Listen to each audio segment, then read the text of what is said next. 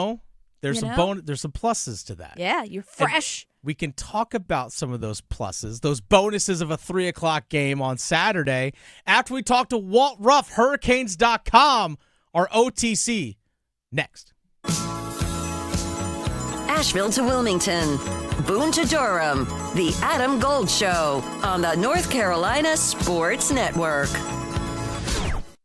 Hey, it's Adam Gold from my friends at FanDuel, America's #1 sports book. We all love the NBA play-in tournament, don't we? Here's another reason to love it, because FanDuel's got a play-in palooza for a chance to win a share of $2 million in bonus bets every day of the play-in tournament. All you have to do is place a live bet using your play-in palooza token, then you're automatically entered for a chance to win a share of $2 million in bonus bets. FanDuel.com/local. FanDuel.com/local. If you didn't like the play-in tournament before, I bet you love it now, thanks to FanDuel. Play your game. 21 and over and present in North Carolina. No purchase necessary. Opt-in required. Limit 1 entry. Profit Boost bonus issued as non-withdrawable Profit Boost token. Prizes issued as non-withdrawable bonus bets which expire 7 days after receipt. Gambling problem? Call 877-718-5543 or visit morethanagame.nc.gov. It's the first day of the first grade, and she found a new best friend. It's a laid-back Sunday afternoon you wish would never end. The homemade taste of Bluebell and good friends gathered round. The good old days are being made right now. Introducing Bluebell Pro, a dessert with up to 12 grams of protein and 110 calories or less per serving. Low fat, no added sugars, and gluten-free. Dig into a pint. It's more than just protein. It's Bluebell Pro. Never has high protein tasted so good. The good old days are being made right now. The good old days are being made right now. Look for Bluebell ice cream in your local grocer. If you can't find it, ask for it. You know the only feeling sweeter than opening a college acceptance letter? Knowing that you'll be able to pay for tuition however far you go. The first step? Completing the free application for federal student aid, or the FAFSA for short. Find out how much money for college you qualify for. Grants, scholarships, and other opportunities are waiting. How far can you go? Find out at cfnc.org/FAFSA101. Every day, people battling addiction suffer in silence. Because of stigma, they fear judgment. They fear being labeled, and too often, they don't get the help they need. But you can help change that. Join the Governor's Institute and be a superhero in the overdose battle campaign. Learn how to break the stigma, support those in need, and save lives. Visit governorsinstitute.org/superhero to get involved. Be a hero, fight stigma, save a life. This April, join North Carolina Realtors in celebrating Fair Housing Month. Fair housing means everyone deserves a place to call home, regardless of race, color, national origin, religion, sex, or disability. NC Realtors are committed to fair housing for all North Carolinians and ensuring that everyone has access to safe and affordable housing. Let's work together to create communities where everyone can thrive. Visit ncrealtors.org to learn more about fair housing. Paid for by NC Realtors. Measles is spreading in North Carolina. It's highly contagious and can make infants and children very sick. Pneumonia, brain swelling, long-term health problems, hospitalization, and death can occur. Protect your child with the MMR vaccine. It provides lifelong protection. Serious side effects are extremely rare. Millions of children are safely vaccinated each year. Insurance covers the cost, and free vaccines are available. Make sure your child is up to date. Talk to your doctor or visit ncdhhs.gov/measles. Paid for by NCDHHS. One Adam Gold. One Adam Gold. Turtle cake? Like, what do we... What? Isn't that an ice cream? What? Where's the confetti cake? Because, hello, confetti cake, delicious. With the little, I don't even know if it's real, but the little dots in the icing, like... None of these are real. What kind of fake thing that is, but it's delicious. It's my childhood. Like, that wasn't in the top 10. His opinion's invalid to me. The Adam Gold Show.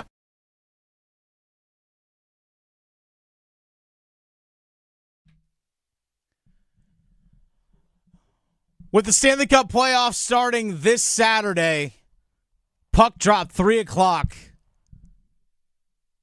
Carolina Hurricanes-Ottawa Senators. We must acknowledge Walt Ruff, Hurricanes.com. Joining us here on the Adam Gold Show, Dennis Cox in for Adam Gold this afternoon. Victoria Vodenecker producing the show again. Walt Ruff, Hurricanes.com reporter joining us. Our OTC. Walt, let's get right into it. I have said this throughout the show today. I'm on record saying it. I'll say it again.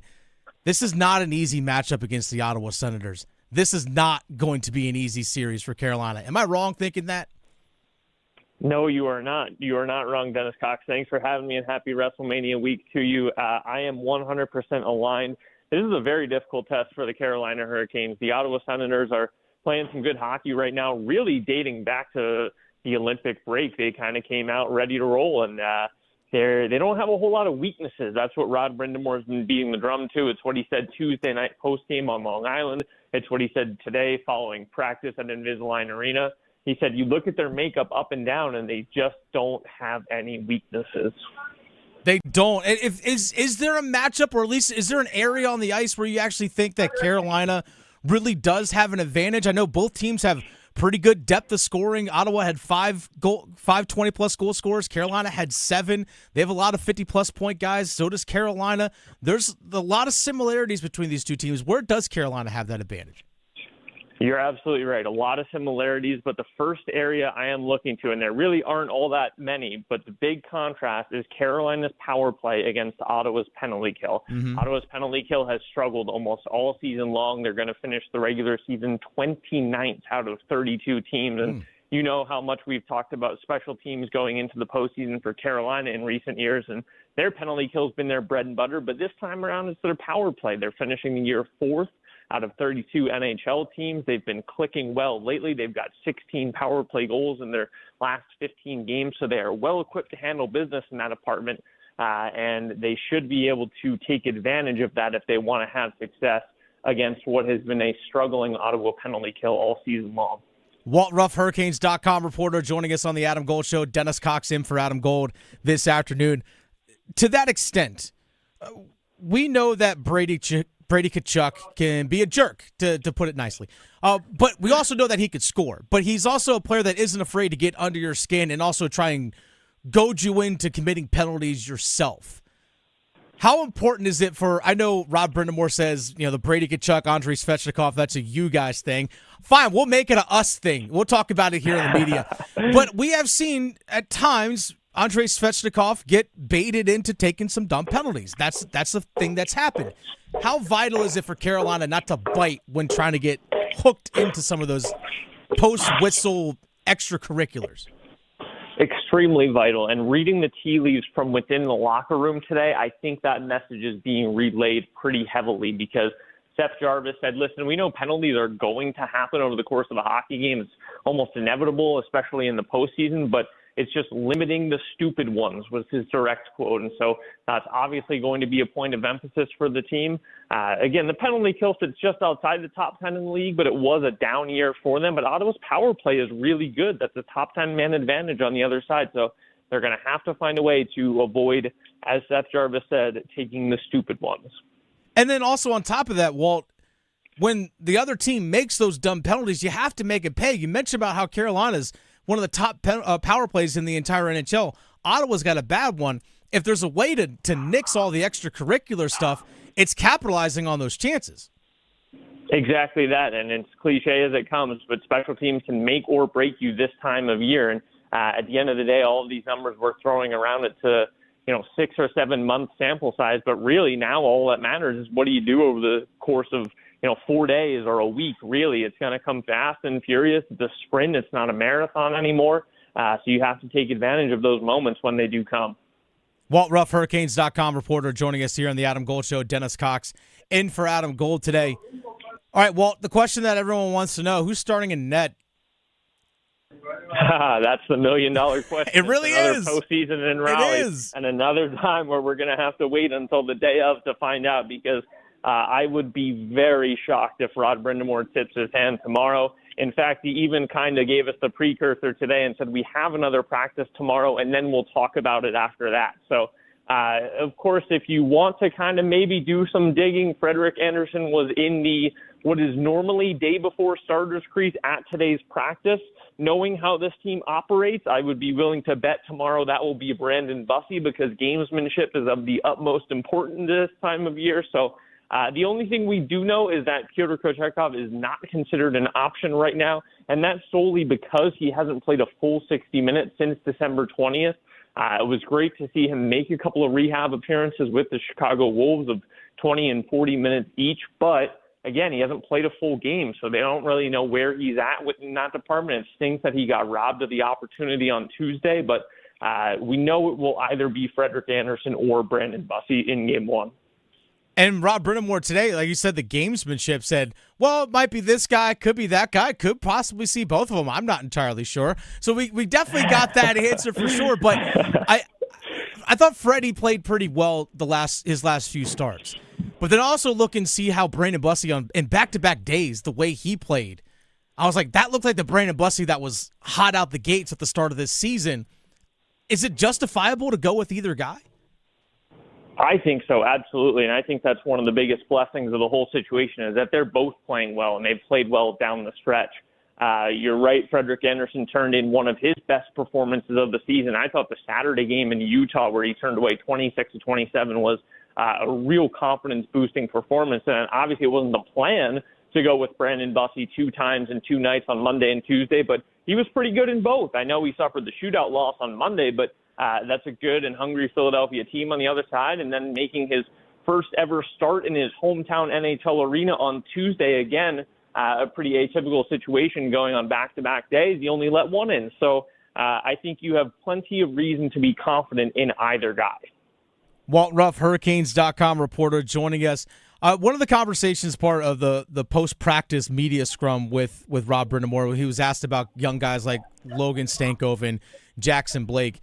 The young players, I said this earlier as well, Walt, I'm going to reiterate this with you or say it with you, is I feel like this Canes team has been so young, at least the young group of this team has experienced so much. Now you get Andrei Svechnikov in his mid-20s. You get Sebastian Aho in his mid-20s. Seth Jarvis is still growing as a player. And even Jackson Blake and Logan Stankoven maturing as players. I think the experience that this young group has had over the last few years is prepared as will have them fully prepared to handle whatever Ottawa is thrown at them, because Ottawa doesn't get in this position very often. The Canes have. I think that level of maturity and understanding, I think, is going to be pivotal for young guys like Blake and Stankoven to elevate their play in this year's playoffs. For lack of a better way to put it, this is not their first rodeo, right? True. I mean, you look up and down Carolina's lineup, they've got it all. They've got veteran guys who have been through this dance, especially like you'd mentioned, this core. This is going to be their 8th consecutive crack at it. There are no surprises. Even a guy like Alexander Nikishin, who is still considered a rookie, he went through this last year, right? Like, he had his postseason game 1. He got the jitters out of the way. Now he played a whole season. So he is comfortably settled in, and you're right, this is not new to this Canes group. So there should be nothing that catches them by surprise this time around. And I know Ottawa made the playoffs last year, but I know they missed the playoffs for several years before that as well. So again, it's still a little bit of uncharted territory where, again, Carolina is the only franchise in the last 7 years, in each of the last 7 years that has actually won a postseason series. In each of the last 7 years, Carolina is the only one. So I think that's going to pay dividends for them. All right, Walt, last thing for you again. Walt Ruff, Hurricanes.com reporter, joining us here on the Adam Gold Show. If there's one player that you think is going to have a massive impact on this series, not a goaltender, I think the player that is going to have the biggest impact on the series is Nikolai Ehlers. I'm going to throw his name out there for the fact that his speed and his ability to carry the puck when he's out there is going to really put stress on whomever that top line is that Jordan Staal is going to be matched up against. I think it's going to put a lot of stress on that other team's top line. Who do you think is going to be that big X factor for Carolina? I am right there with you, Dennis Cox. I'm rolling as your tag team partner Let's at this go. one. Nikolai Ehlers is my X factor for many of the reasons that you'd mentioned. What a phenomenal first season for the team. The only member of the roster to play in all 82 games. He set career high in points. He's a 20-goal scorer for the 9th time in 11 seasons. But you're right, he also plays a very important role on the team's identity line that is often responsible for the toughest defensive assignments while out there. So not only are they going to be tasked with Ottawa's big dogs, they're also going to be trying to put the puck in the net as well. He obviously plays a critical position on special teams as well on the power play. So when Nikolai Ehlers is out there, that's when I'm expecting the most to happen. Should be a fun series. I'm predicting, Walt, Canes in 6, but I also said I will not be shocked if 2 games go to overtime. That's how I feel about this series. I'm not going to ask you to give a series prediction. I know you got work to do, sir. Well, I'm just looking forward to a good one. We've set the table pretty well. It should be a tough matchup for both sides, and it's the best time of year, Dennis Cox, is playoff hockey. It really is. It really is the best. It's hard to top. Walt Ruff, Hurricanes.com reporter. Acknowledge his work there. Acknowledge him at Walt Ruff. Thanks for your time, my man. All right, Dennis. Thank you. You got it. Again, that's Walt Ruff, Hurricanes.com reporter. Joining us here on the Adam Gold Show, Dennis Cox in for Adam Gold. Victoria Vodnecker producing the show today. I told Walt, I said it earlier in the show, and I'll say it again. The style of play of Nikolai Ehlers, I guess I would say the style of play, but his skill set, his speed, his ability to transition the puck up the ice, it's going to put a lot of stress on the Ottawa Senators. And we know that Jordan Staal, Rob Brind'Amour is going to try and control the matchup as much as possible. That Jordan Staal, Jordan Martinook, Nikolai Ehlers, that line is going to be tasked with playing against the Ottawa Senators' top line, which is likely going to be when Tim Stützle is out there on the ice. You'll hear that name a lot, Tim Stützle. It's going to put a lot of stress on that line, Tim Stützle and those guys, to play in their defensive end. And I think that's, in my mind, that's advantage Carolina. Because we know Ehlers can score. Obviously, chips in massively on the power play as well. We know he could score. But the ability of Jordan Staal and Jordan Martinook, the way they can play a heavy game, especially in the playoffs, and they can forecheck, maintain puck possession in the offensive end, that to me, Nikolai Ehlers, that's the reason why you signed him to the 6-year contract that you did this offseason. That's the reason why. It's for this. He had a career season, played all 82 games, which is something he's done before, but he never reached 70 points in his career. He hit 71, had a career high in assists as well, career high points, career high in assists. It's this time of year that you sign Nikolai Ehlers. And for some people, that's I actually had someone in our office building say to me, well, I mean, the Canes have made the Eastern Conference Final 2 out of the last 3 years, and they haven't done anything with their roster. I said, well, they added Keandre Miller and Nikolai Ehlers this offseason. And also you have Alexander Nikishin up as well. And he was like, well, that's true. I was like, yeah, it's definitely true. The guy just had 71 points this year. And it's not like he's inexperienced in the playoffs. Play with Winnipeg. Now, Winnipeg hasn't had the playoff success. That's a different conversation for another time. But he's been in the playoffs. So he's been in the playoffs pretty much his whole career. He understands what playoff hockey's like. And for this young core, I'll even throw in, for example, as well, a name that we haven't really talked about much here, Victoria, is Alexander Nikishin. Remember last year when Alexander Nikishin, when his KHL season ended, and obviously there's that big, long process for him to go through getting his passport and his work visa and all that stuff just to get to the United States. And then, of course, there's, diplomatic relations or lack thereof between Russia and the U.S. and all that, whatever. He had to go through all these different countries to basically get here to the United States to play. Big, long, drawn-out process. Didn't get a chance to actually play in a regular season game. Got thrust into playing in postseason games. Hey, by the way, welcome to NHL hockey, which is better than the KHL. Welcome to a North American style of play. Oh, and it just also happens to be playoff style hockey all at once. Oh, and go learn a new system while you're doing it. So it was a lot thrown on his plate last year in the playoffs. But he did get a few games in the mix. I think just having experienced that, he's had the taste. He's like, okay, I know what to expect because I've seen it. I was around it, and I had a little bit of it. I think that's going to pay dividends for him too. Again, as I mentioned with the Ottawa Senators, yes, they made the playoffs last year, but go look at the 3 or 4 years before that. They weren't in the playoffs. This Canes team has been there, done it.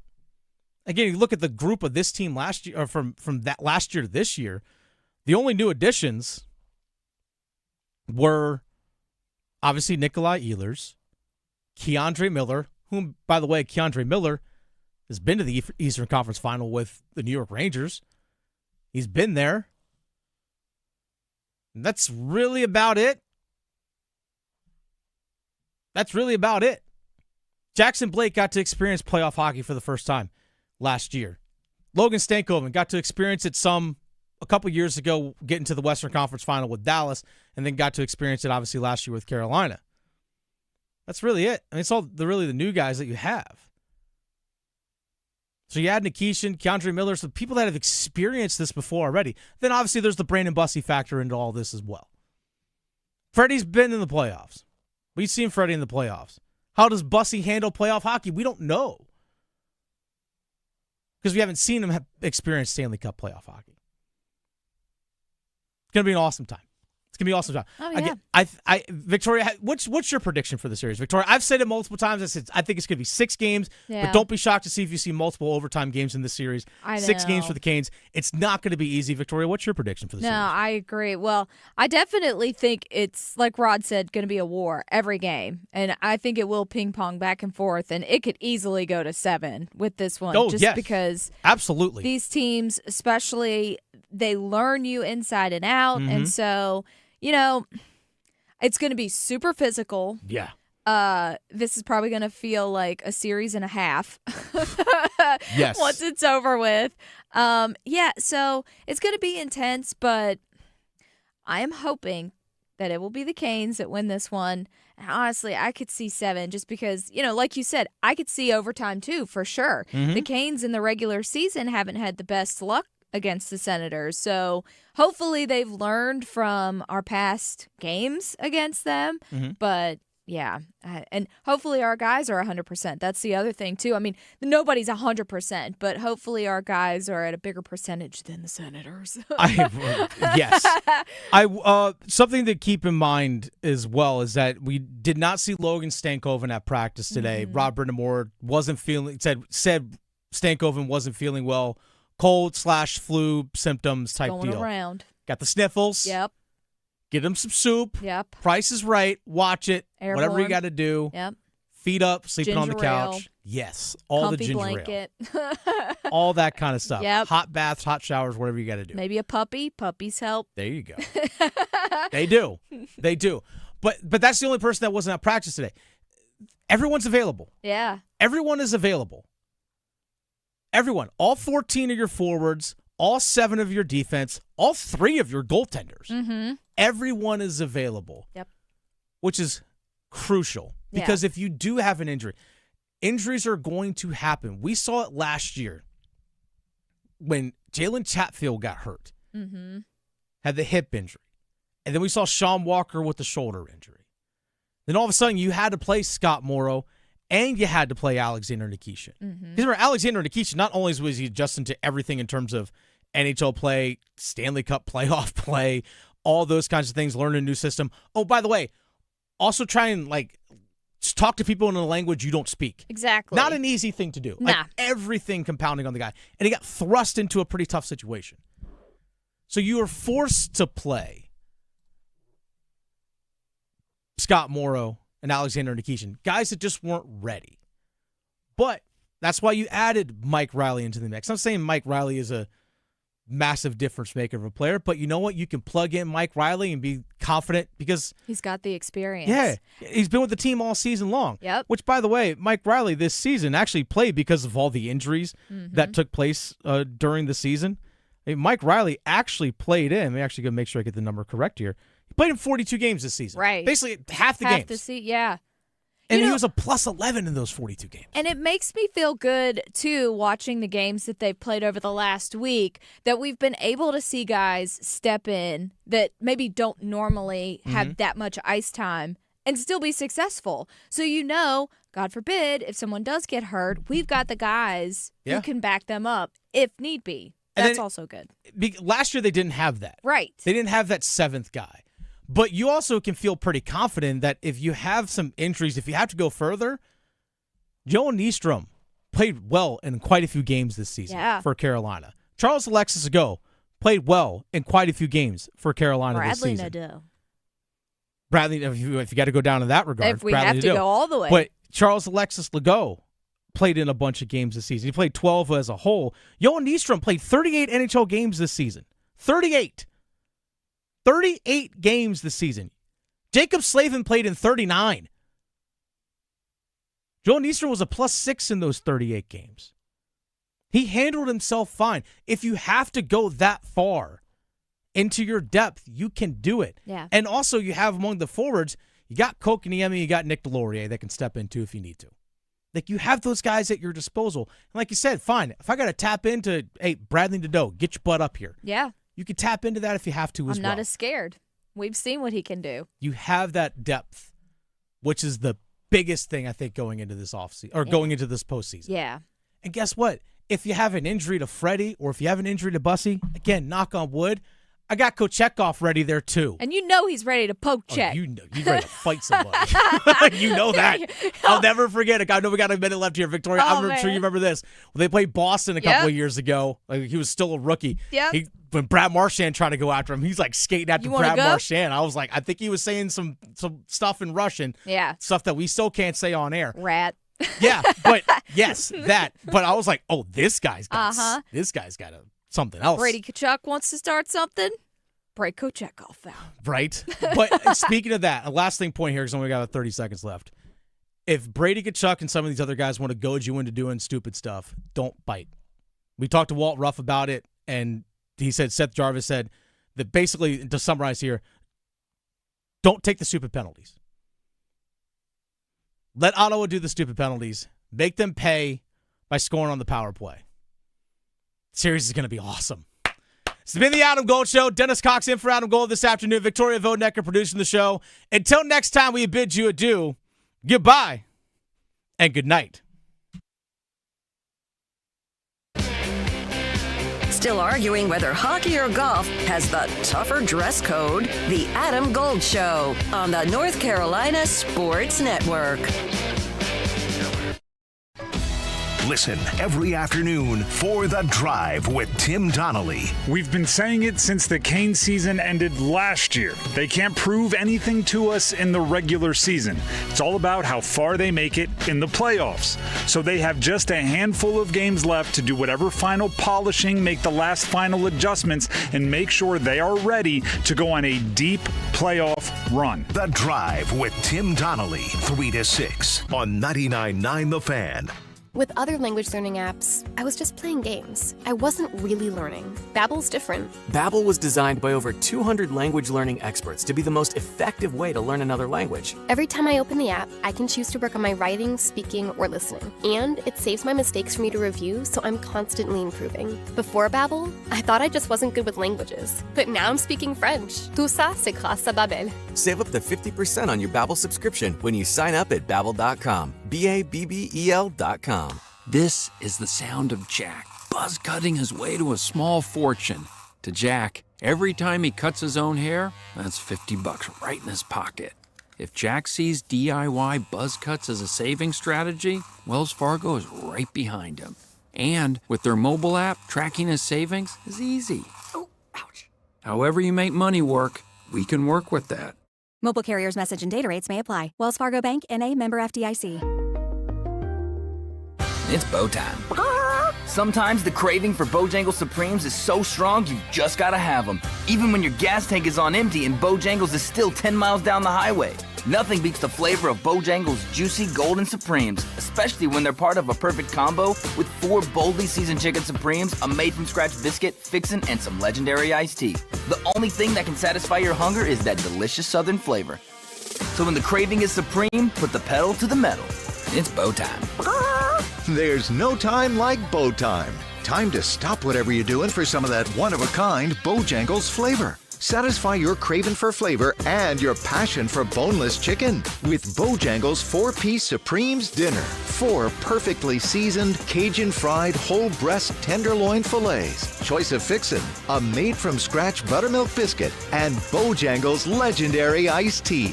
When you're hungry for flavor and value, it's bow time. Would you know what to do in a poison emergency? Would you know whom to call? Well, the answer is Poison Help. 1-800-222-1222. Poison Help is a 24/7 government hotline staffed by poison experts. It's free to call and available in over 100 languages. Every second counts in a poison emergency. Don't waste it wondering who to call. Save Poison Help in your phone today. 1-800-222-1222. HIV is not a crime, or it shouldn't be. It's time for the laws to catch up to science. Join the Elizabeth Taylor AIDS Foundation to modernize outdated HIV criminalization laws. Go to etaf.org. Campaign funded through the support of Gilead Sciences Incorporated. Get in the zone, AutoZone. Annie's first oil change wasn't as hard as she thought because she went to AutoZone, where a friendly AutoZoner helped her find the right oil and save on an oil filter. He explained the job and showed her free how-tos on AutoZone.com. When she was done, AutoZone recycled her old oil for free. No hassles, just help. Everything you need, nothing you don't.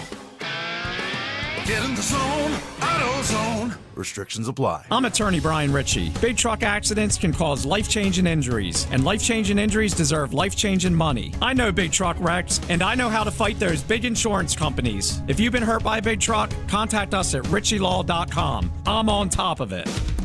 Broadcasting live from the Eagle Leasing Studio, WCMC HD1 Holly Springs, 99.9 The Fan, the Triangle Sports Leader. I'm WRAL meteorologist Elizabeth Gardner. We hit our first official 90-degree day yesterday at RDU. Likely do it again today with a high of 91. That 91 would tie the previous record. Mid-60s tonight, and it's hot again tomorrow with a high of 90 degrees. We have a very small chance of showers in the morning with a cold front coming through, and a hot day on Saturday in the mid-90s. 3 o'clock check of your money. Dow Jones up 73 points today to 48,537.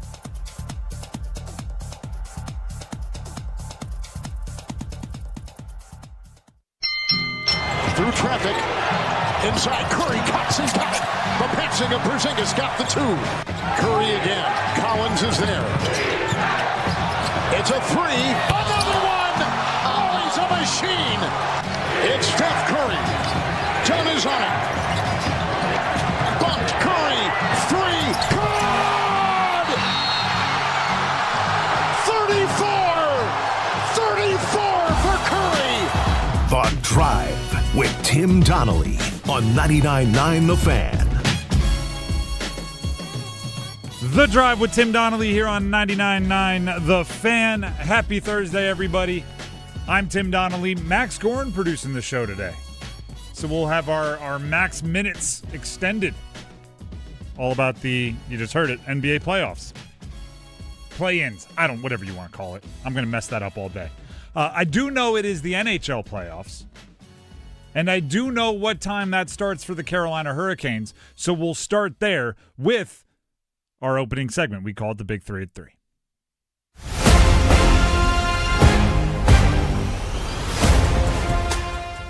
Number 1. Big 3 at 3 is presented by Maynard Service Company, heating, cooling, plumbing, electric. Check them out, MaynorServices.com, MAYNOR Services.com. The Canes and the Ottawa Senators will drop the puck for their NHL playoff opener Saturday at 3 o'clock. Saturday, 3 o'clock in the afternoon. I don't know how they decide these things. Well, the flow chart, it goes, are the Hurricanes playing in the playoffs? Yes, obviously it goes to yes. Yeah. Okay, right. 3 o'clock start time. And that's the whole chart. And they started at 3 o'clock last year. Against, this is their first time playing against Ottawa in the postseason, by the way. Which is exciting to finally get a new matchup, given the way the NHL format works. You end up playing the same teams year after year. Which the NHL playoffs as a whole frustrate the heck out of me. And I guess we can start there. Well, first we'll start with 3 o'clock, Lenovo Center, home game. Canes open their postseason. If you can't make it out to the game at the Lenovo Center, you can listen to it right here on 99.9 The Fan. I believe we are doing hour-long storm watches, so you'll have a longer, maybe slower but steeper ramp-up to the game as far as our pregame show. So that's all taking place on Saturday. I do think it's kind of messed up how the NHL just handles the postseason. Carolina's taking on Ottawa, right? We know that. Carolina's the top seed in the East. Ottawa has they're sixth in the conference in the standings. Meanwhile, Pittsburgh, who is behind the Canes in every measure, right, in the division, in the conference, they get Philly, who's eighth. That makes no sense whatsoever. 0 sense.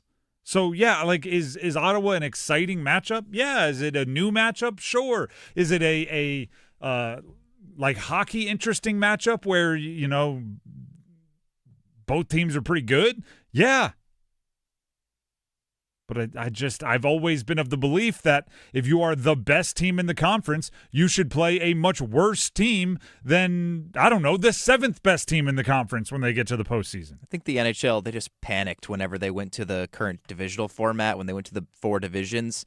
And I don't know how you ended up on this playoff format. I guess you want to like drum up the riverries and the divisions. I guess I understand that, but right, it's just dumb. It's dumb. Everybody agrees it's dumb. There are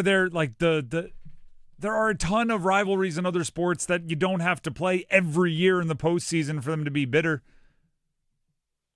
Lakers and Celtics aren't even in the same conference, and they're a bitter rivalry. I just don't get it. And it's the one thing I give the NHL credit. A lot of times the NHL realizes that there's something messed up. There's a loophole somewhere. There's something that isn't right, and they fix it pretty quick. Right? As soon as you see a team like the Carolina Hurricanes start working the deferred money into like a bunch of contracts, like deferred money not allowed now. As soon as you see a team like the Florida Panthers taking absurd advantage of the long-term IR rules, boom, get rid of it. Like they get rid of it quick. Except for just a bad playoff situation. They're just like, let's dig our heels in on this one. But it is. Just to go back to our original point and our original number one in the Big 3 at 3. 3 o'clock Saturday is when it all gets started. We can complain. The Canes are good enough that, you know, anytime, anywhere, any opponent, they should be, especially with home ice. They'll be ready. They should be itching. Even with slightly reduced tailgate time, I'm sure the fans will be ready as well. And look, silver lining, you know, if you want to do something else with your Saturday night, maybe go out on a nice dinner or go out on the town. We're going to be out of the arena by like 6 o'clock, assuming this game doesn't go to quadruple overtime. Hopefully settling or celebrating an opening playoff win. Logan Stankoven was not skating today, by the way. They were out of practice, assuming some kind of illness or something like that.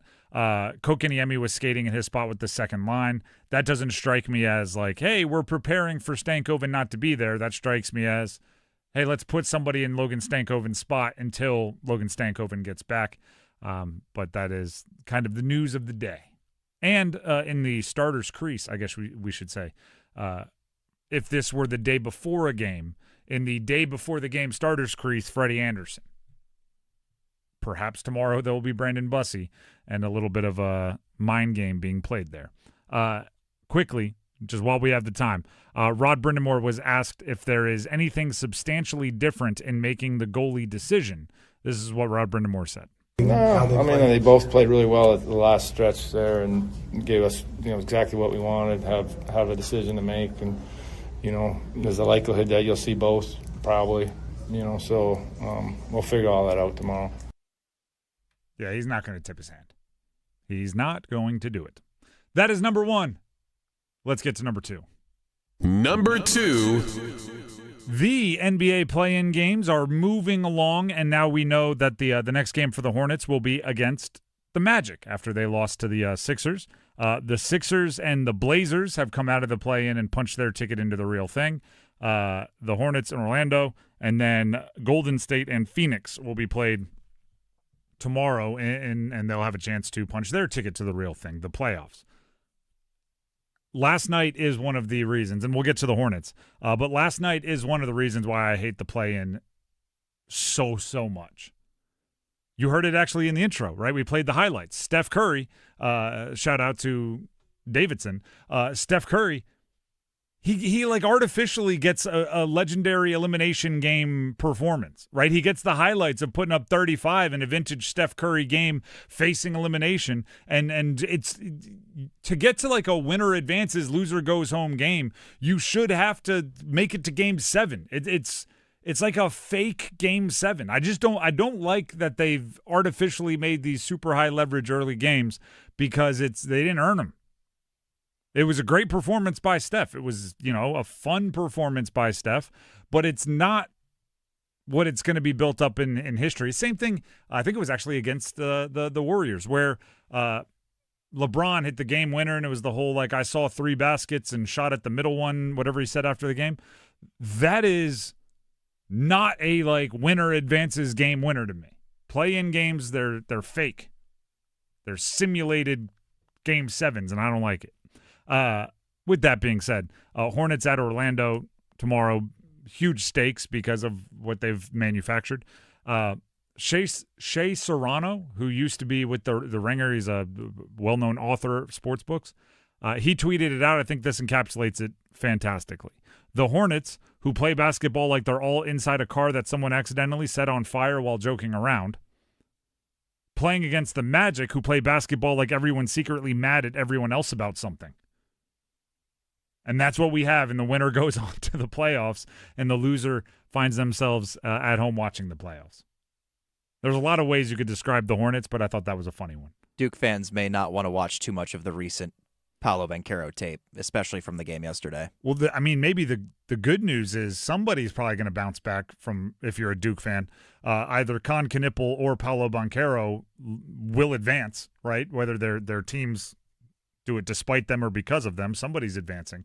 And both did not have their best games of the year in the first part. Have you ever heard my buddy's favorite nickname for basically any player in sports for Paolo Banchero? Do you know what his slander nickname is?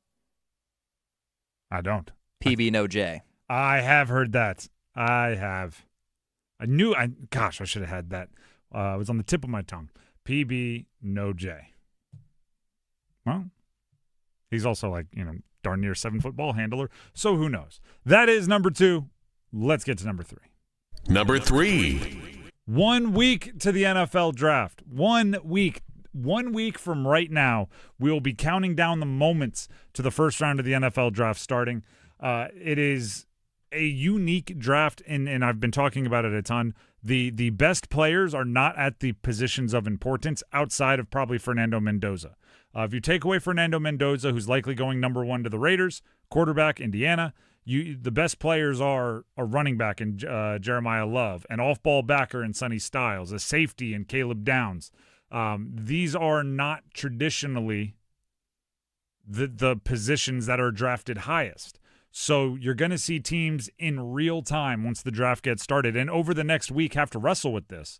Do you take the player who is most likely to be an all-pro, or the player who is best at a position that is most expensive on the open market? And then the Panthers have to be ready for each result, right? If all the players above them are the best players, you might get one of the top couple at a premier position to fall to you at 19. But the reverse is true as well. If they all go premier positions above you and they force draft edge rushers and left tackles and corners and receivers and all the ones that get paid the most, you could have a darn near all-pro at a non-premier position falling into your lap, and you have to be prepared for all of it. Have to be prepared for all of it, and it appears as if they will be because they've been talking about those exact things in all of their lead-up. And then on top of that, over the next week, while, if you're a sports fan of multiple sports at the same time, you're going to be very busy because there's the NHL playoffs going on, as we talked about. The draft is coming up. You're going to want to be ready for that. And, oh, by the way, there's a transfer portal that is running amok across the country. We'll talk about that coming up next right here on The Drive with Tim Donnelly on 99.9 The Fan. Is your heating and air system ready for the warmer weather? Call Newcomb & Company to ensure your system is running at peak performance. As a Comfort Contract customer, you'll get priority service and a 15% discount on all HVAC and plumbing service calls and repairs. Newcomb & Company, your Carrier Factory Authorized dealer, has proudly served our community for more than 70 years, delivering reliable comfort and peace of mind. Call 919-862-3000 or visit newcombandcompany.com. Newcomb & Company, your comfort is our business. Credit card interest rates are now over 29%, and most people are only making the minimum payment, so they're getting nowhere. Hey, it's Dennis Cox for Loan Pronto.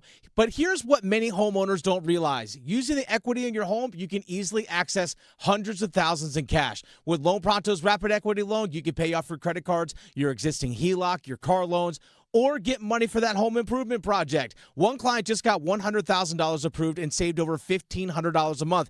And here's the best part. With Loan Pronto, you can do it all from your phone with zero out-of-pocket, no hard credit pull up front, no appraisal, no long drawn-out bank process, and no touching your first mortgage. Rates are at near 3-year lows. Act now. Go to loanpronto.com. See how much you can get in about 60 seconds. Loan Pronto, 100 5-star Google reviews. Call 919-381-1760 or visit loanpronto.com. 919-381-1760, loanpronto.com. Equal housing lender, NMLS 166171, NMLSconsumeraccess.org. Golf season is here. Time to score big savings on pre-owned, tailor-made QI35 and Titleist GT medals. Plus, upgrade your bag for less. Bring in your current clubs and take advantage of our trade-in program towards your next purchase. And all month long, every fitting is absolutely free. Just call to schedule your appointment. Visit the Global Golf Outlet store at 7320 ACC Boulevard in North Raleigh. Open Monday through Saturday, 10 to 6. Global Golf, home of the best deals in golf.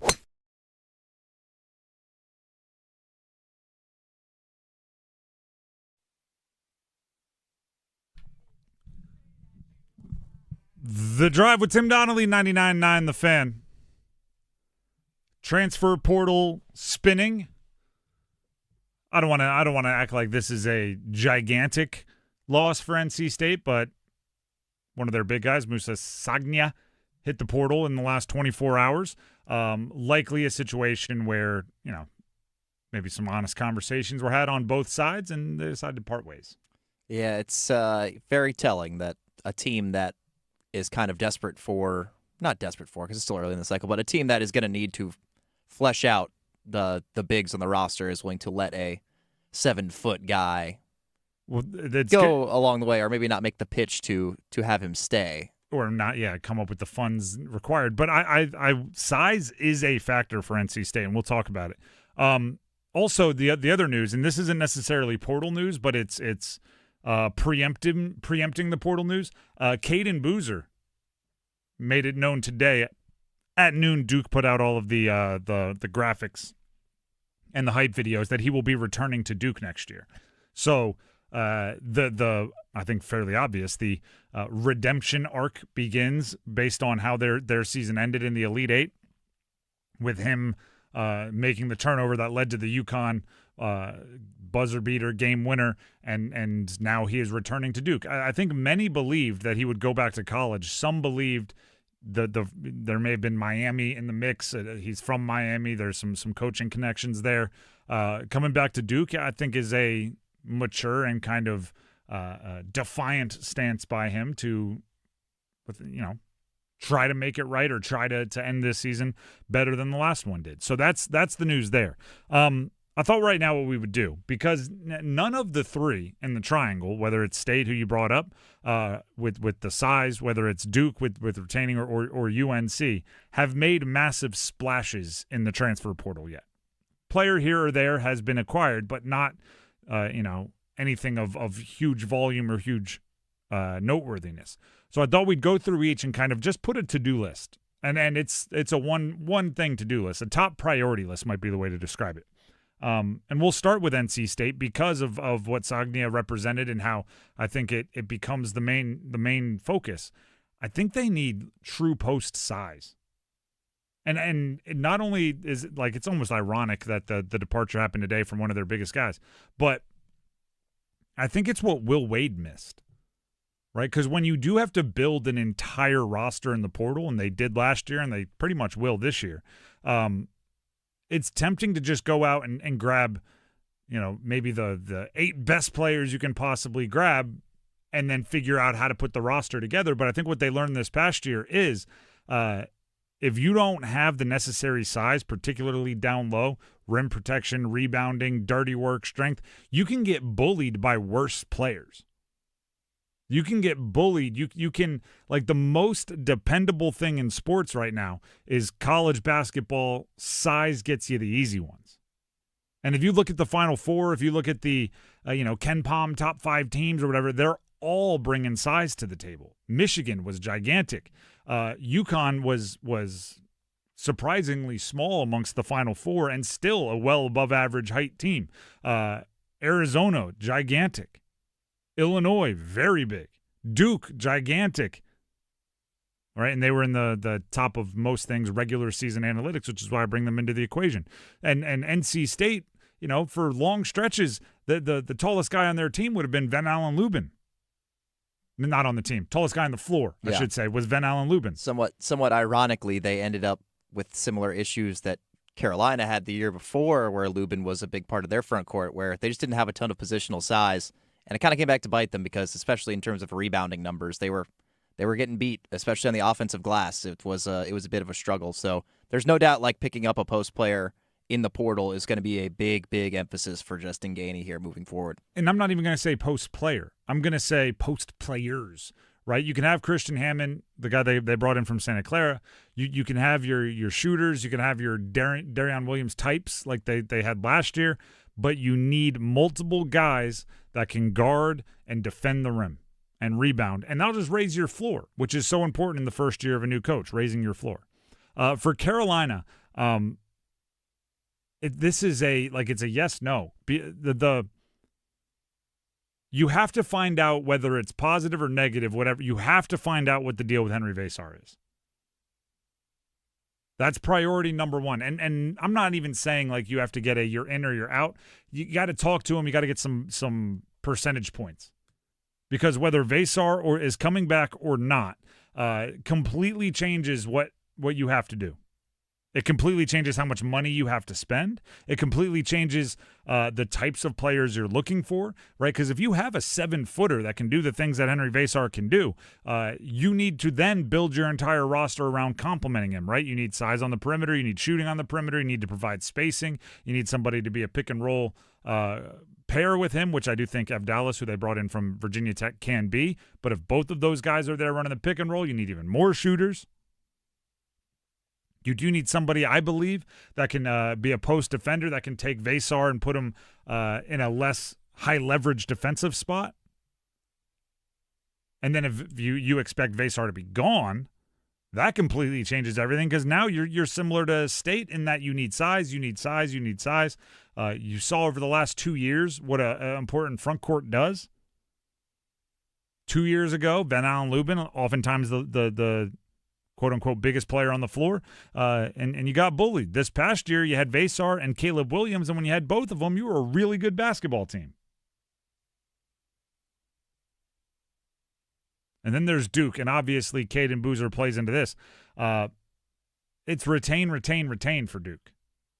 We're finally starting to hear, like, at least some rumors of John Shire flying across the country to meet with this transfer or that transfer. And nothing super reported, so I won't put names on it. But I don't retain. I don't think you're going to find guys that fit your system better than Adama Sarr, than a Isaiah Evans if you can pull that off, a Patrick Gungba if you can pull that off. My question, as soon as I saw the Caden Boozer announcement, was, how many more of these graphics that say, like, returning or back or unfinished business does Duke have ready to announce over the next couple of days? Because, like, let's put the options out there. Cam Boozer, let's say he's gone, right? Let's not, pretend. Pretty safe assumption there. Let's not pretend that fantasies can become reality. But other than that, if you tell me Gungba, Sarr, Evans, if you can get those three back, you have the best portal class in the country. Now, that none of them are technically portal, but if they're on the fence and you can get them back with a little extra NIL money, a little extra whatever, then that becomes your biggest priority. Now, if one of those guys leaves, you probably do have to hit the portal for a veteran. If two of those guys leaves, you probably have to hit the portal for a stud. And I like their freshman recruiting class. I've told you, if you haven't done it yet, you need to. Go look up, Cameron Williams, their 7-footer from Texas that's committed this past year. He's one of those next evolution of the game guys. He's gigantic. He can dribble. He can shoot. He can handle like a guard. I don't know if that's how they'll use him, but in high school, his highlight film is crazy. Theron Rippey. They have guys coming in, but what have we learned the past couple of years with Duke? You probably want the ball in a couple veterans' hands at the end of particularly an Elite Eight or a Final Four game that's coming down to one possession. As great and as talented as the freshmen that you bring in are, they're still freshmen. So, yeah, I think retain is the number one thing to do with Duke. And then, if that answer is negative, if you end up getting a no, they're going to take off, then you need to pivot to the portal in a big way. And as everybody knows, Duke has the money, right? Duke can go splash the pot a little bit, get some of the guys they want. But I don't think they need them if 3-4 of those guys coming back are coming back. And again, assuming Cameron Boozer is gone. And I think that's a fair assumption. The Drive with Tim Donnelly, 99.9 The Fan. We told you earlier, but I'm going to keep reminding you throughout the show.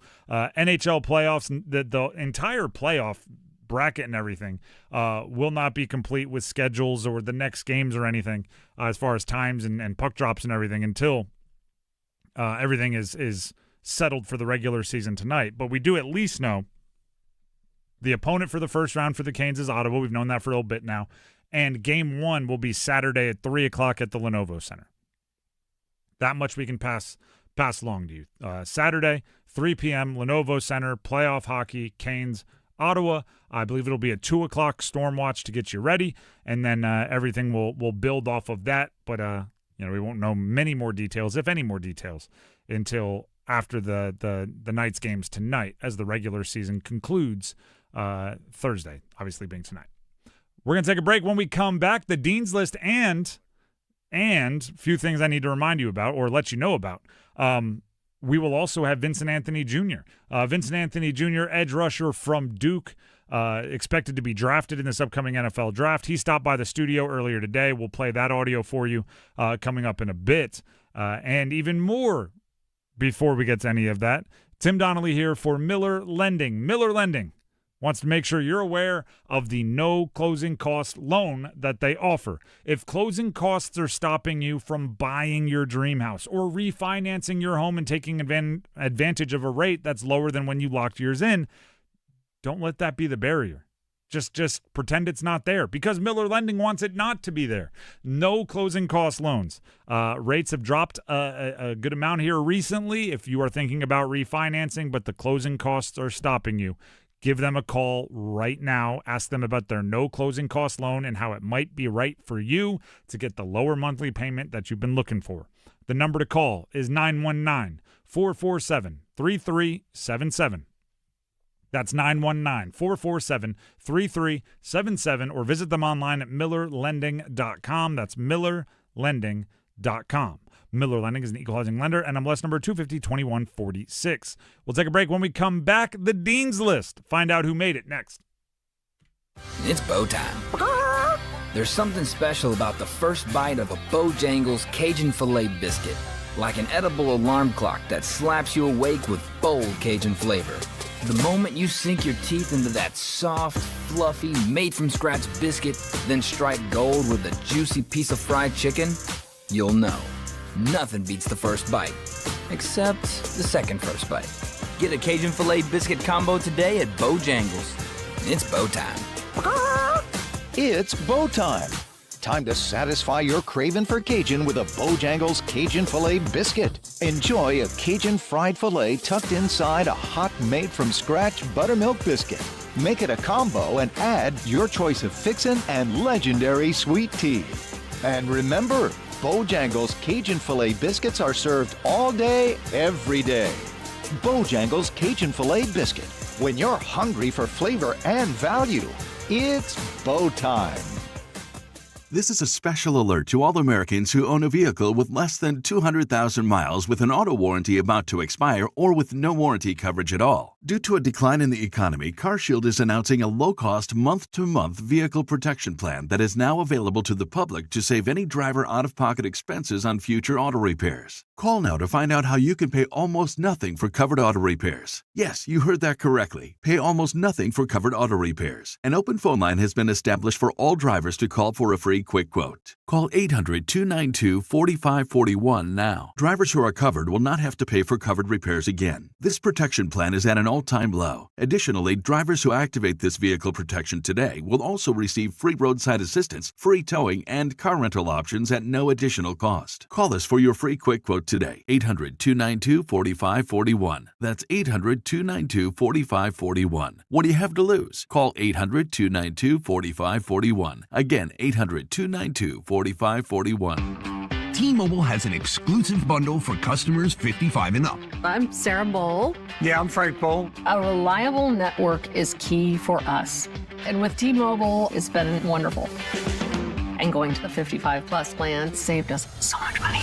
A lot. And that's important. Trying to keep costs down. The home internet's been perfect. It's fast, it's quick. The setup was so easy, it took less than 15 minutes. It was like, ta-da! If you want simplicity, coverage, reliability, you want the whole package, T-Mobile has it. Right now, T-Mobile customers 55 and up can get 2 phone lines on America's best network, plus America's fastest 5G home internet for just $30 each. $30 per month each line with autopay plus taxes and fees. Minimum age 55. Pricing for home internet rely on 2 lines of Essentials Choice 55. $35 connection charge per line required. Best mobile network and fastest 5G home internet based on analysis by Ookla of Speed Test Intelligence data 2H 2025. All rights reserved.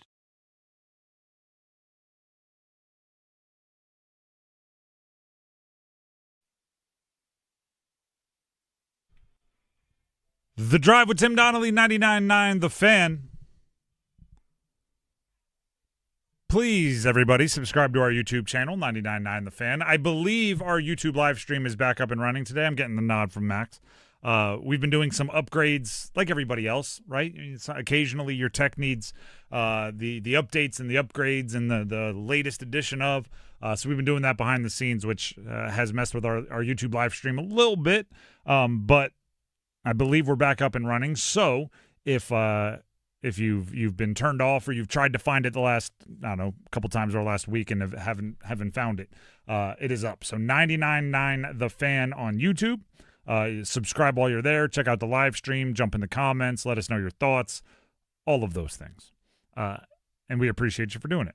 In the meantime, right now here on The Drive, it is time for the Dean's List.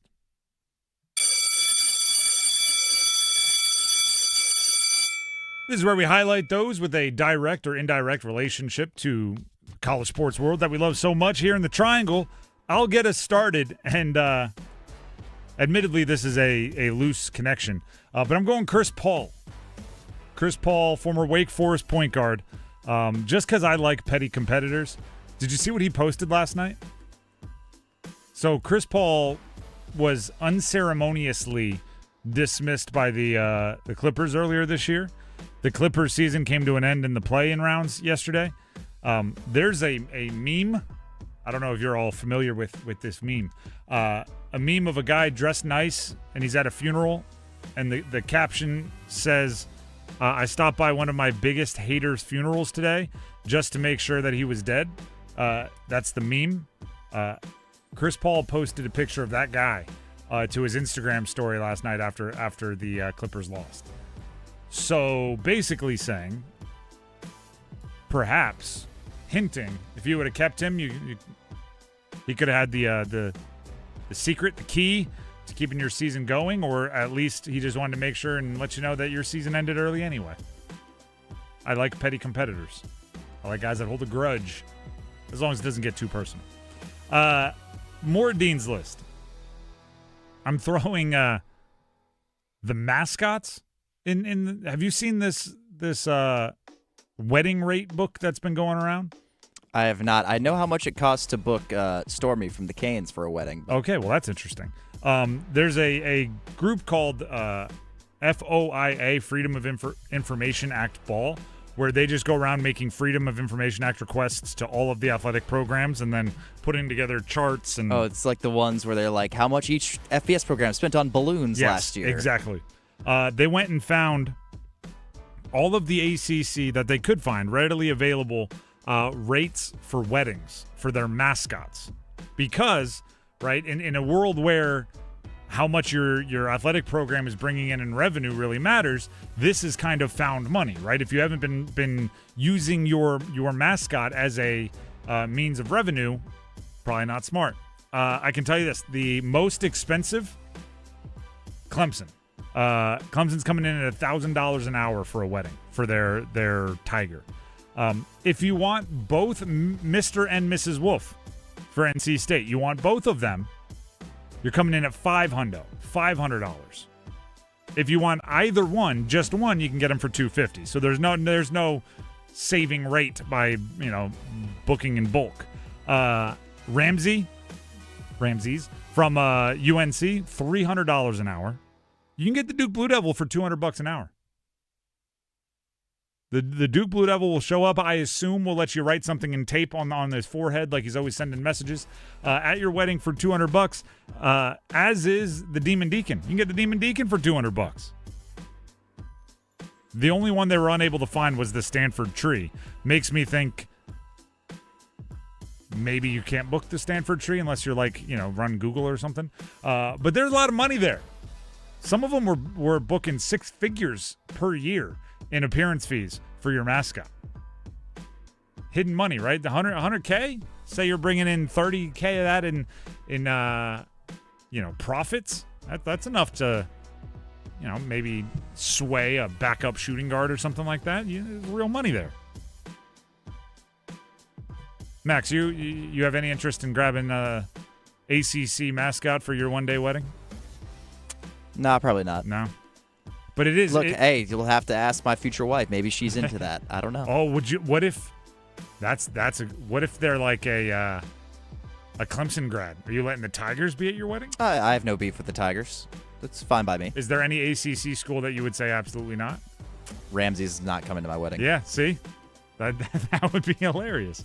Or could you book both? I bet you that'd be more expensive. That would actually be hilarious. Have them on sit on opposite. Book all of them. Sit them on opposite sides, right? Like one's the groom side, one's the bride side. I doubt they would even show up together. But it is like this is how ridiculous college basketball, college football is becoming. You have to milk your fans for every bit of money they have. I went to the University of Delaware, so I follow all the Delaware athletic accounts.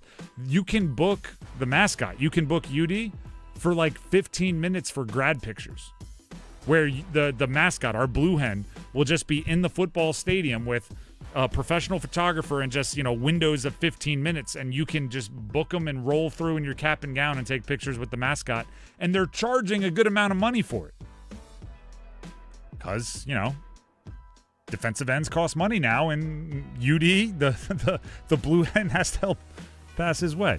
Do you have some Dean's List you'd like to throw out there, Max?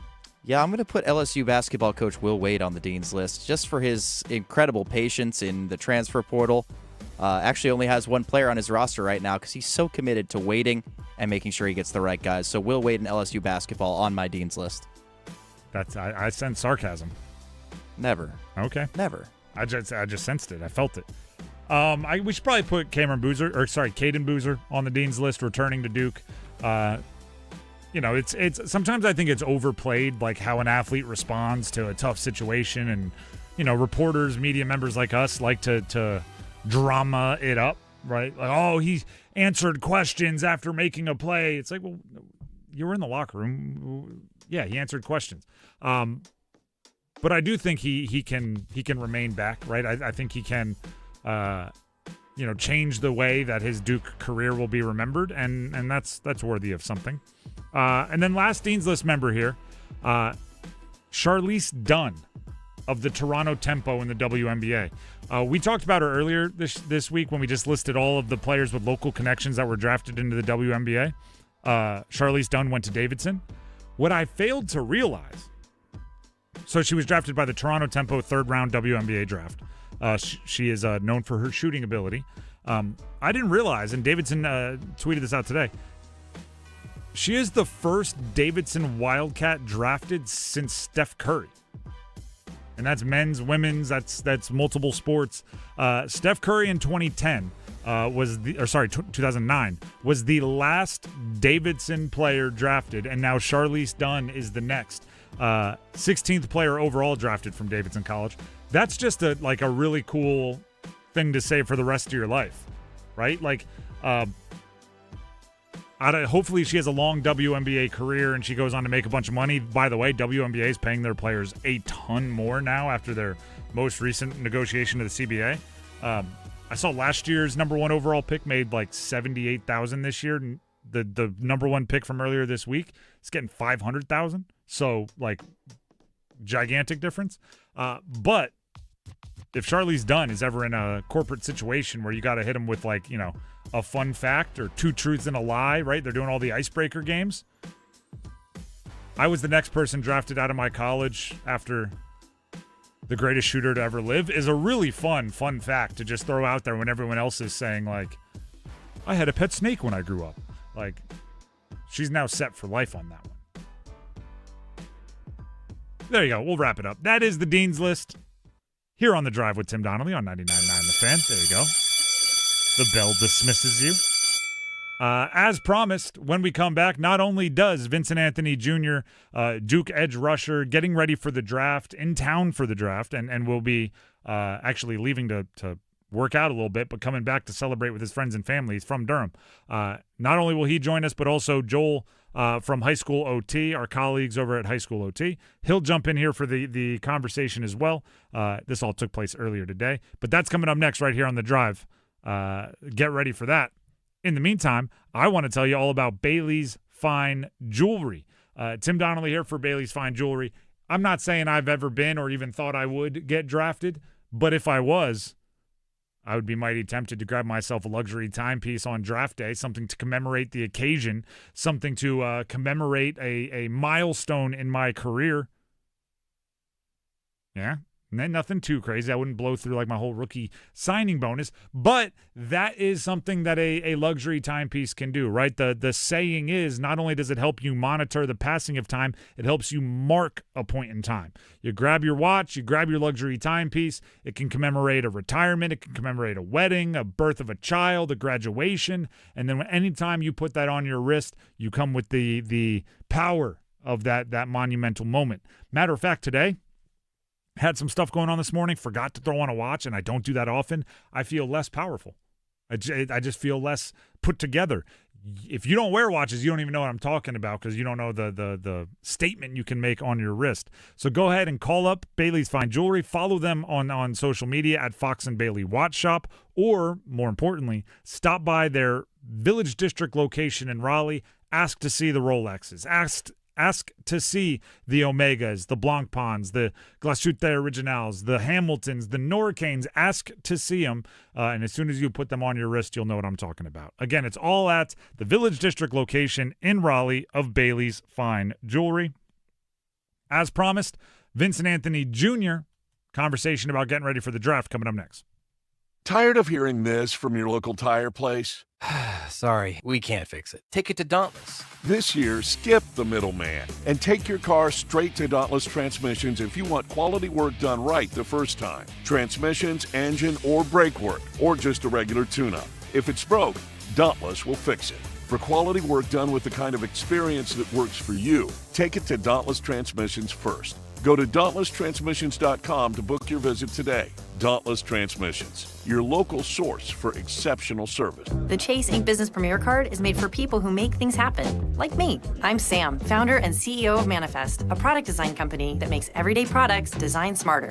I get 2.5% cash back on purchases of $5,000 or more, plus unlimited 2% cash back on all other purchases, which helps us make more smart ideas into a brilliant reality.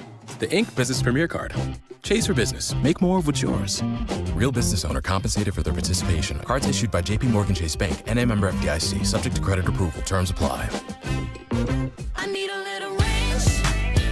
Step to the range.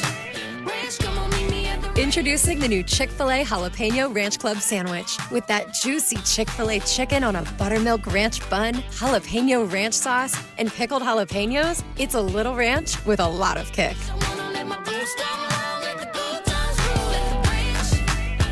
The new Chick-fil-A Jalapeno Ranch Club with original spicy or grilled filet. Available for a limited time only. Order ahead on the Chick-fil-A app. Hey, this is Luke with Newcomb & Company. We're a residential, commercial, plumbing, HVAC company who's been serving the community for over 70 years. Honesty is the biggest policy around here. You know, we take pride in everything we do, anything we touch. We're not one of those companies that come and throw it in and then you can't get a hold of them again. We're there with you hand in hand. Here at Newcomb & Company, what stands apart from other companies is we actually do more than just AC and heat pumps. We do boilers, geothermals, furnaces, radiant floor, anything that is odds and ends that nobody else can touch is what we thrive on. At Newcomb & Company, we do same-day service. That's also another thing that helps us stand apart from other places is we do same-day service because we have enough professionals to get out to these houses to solve what the problems are. And we're on 24/7 on emergency basis, weekends, nights, holidays, you name it, we're there. Newcomb & Company, your Carrier factory authorized dealer.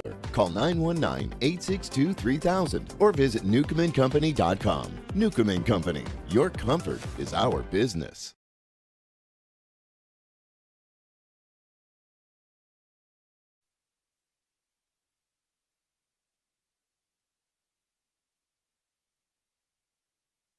Welcome back into The Drive with Tim Donnelly here on 99.9 The Fan. We are joined in studio by a couple of special guests. We have Joel Bryant from High School OT in here joining the conversation with us, our colleagues over at High School OT.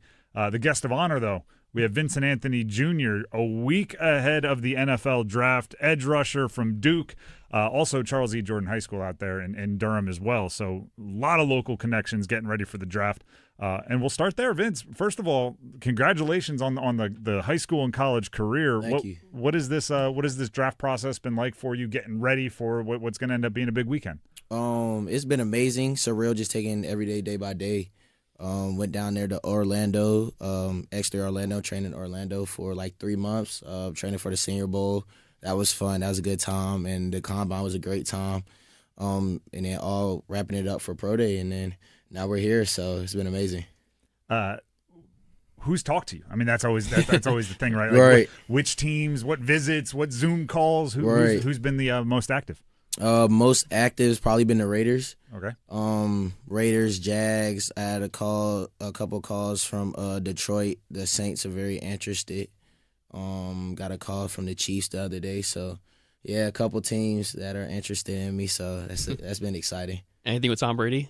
Nothing with TB, nothing with Tom Brady. But hopefully soon. So in those conversations, what are you trying to show? What are you trying to remind teams or show teams that maybe your film or your combine didn't pass across? We really get to talk the board, like board talk, just football IQ, how well I know the position, how well I know offenses, how well I can pick up a defense and retain it and regurgitate it back to the coach. And so really just showing that, I said this at the combine, I think I'm one of the smartest edge rushers in this class, and I'm going to stand on that. So that's what I get to show the coaches.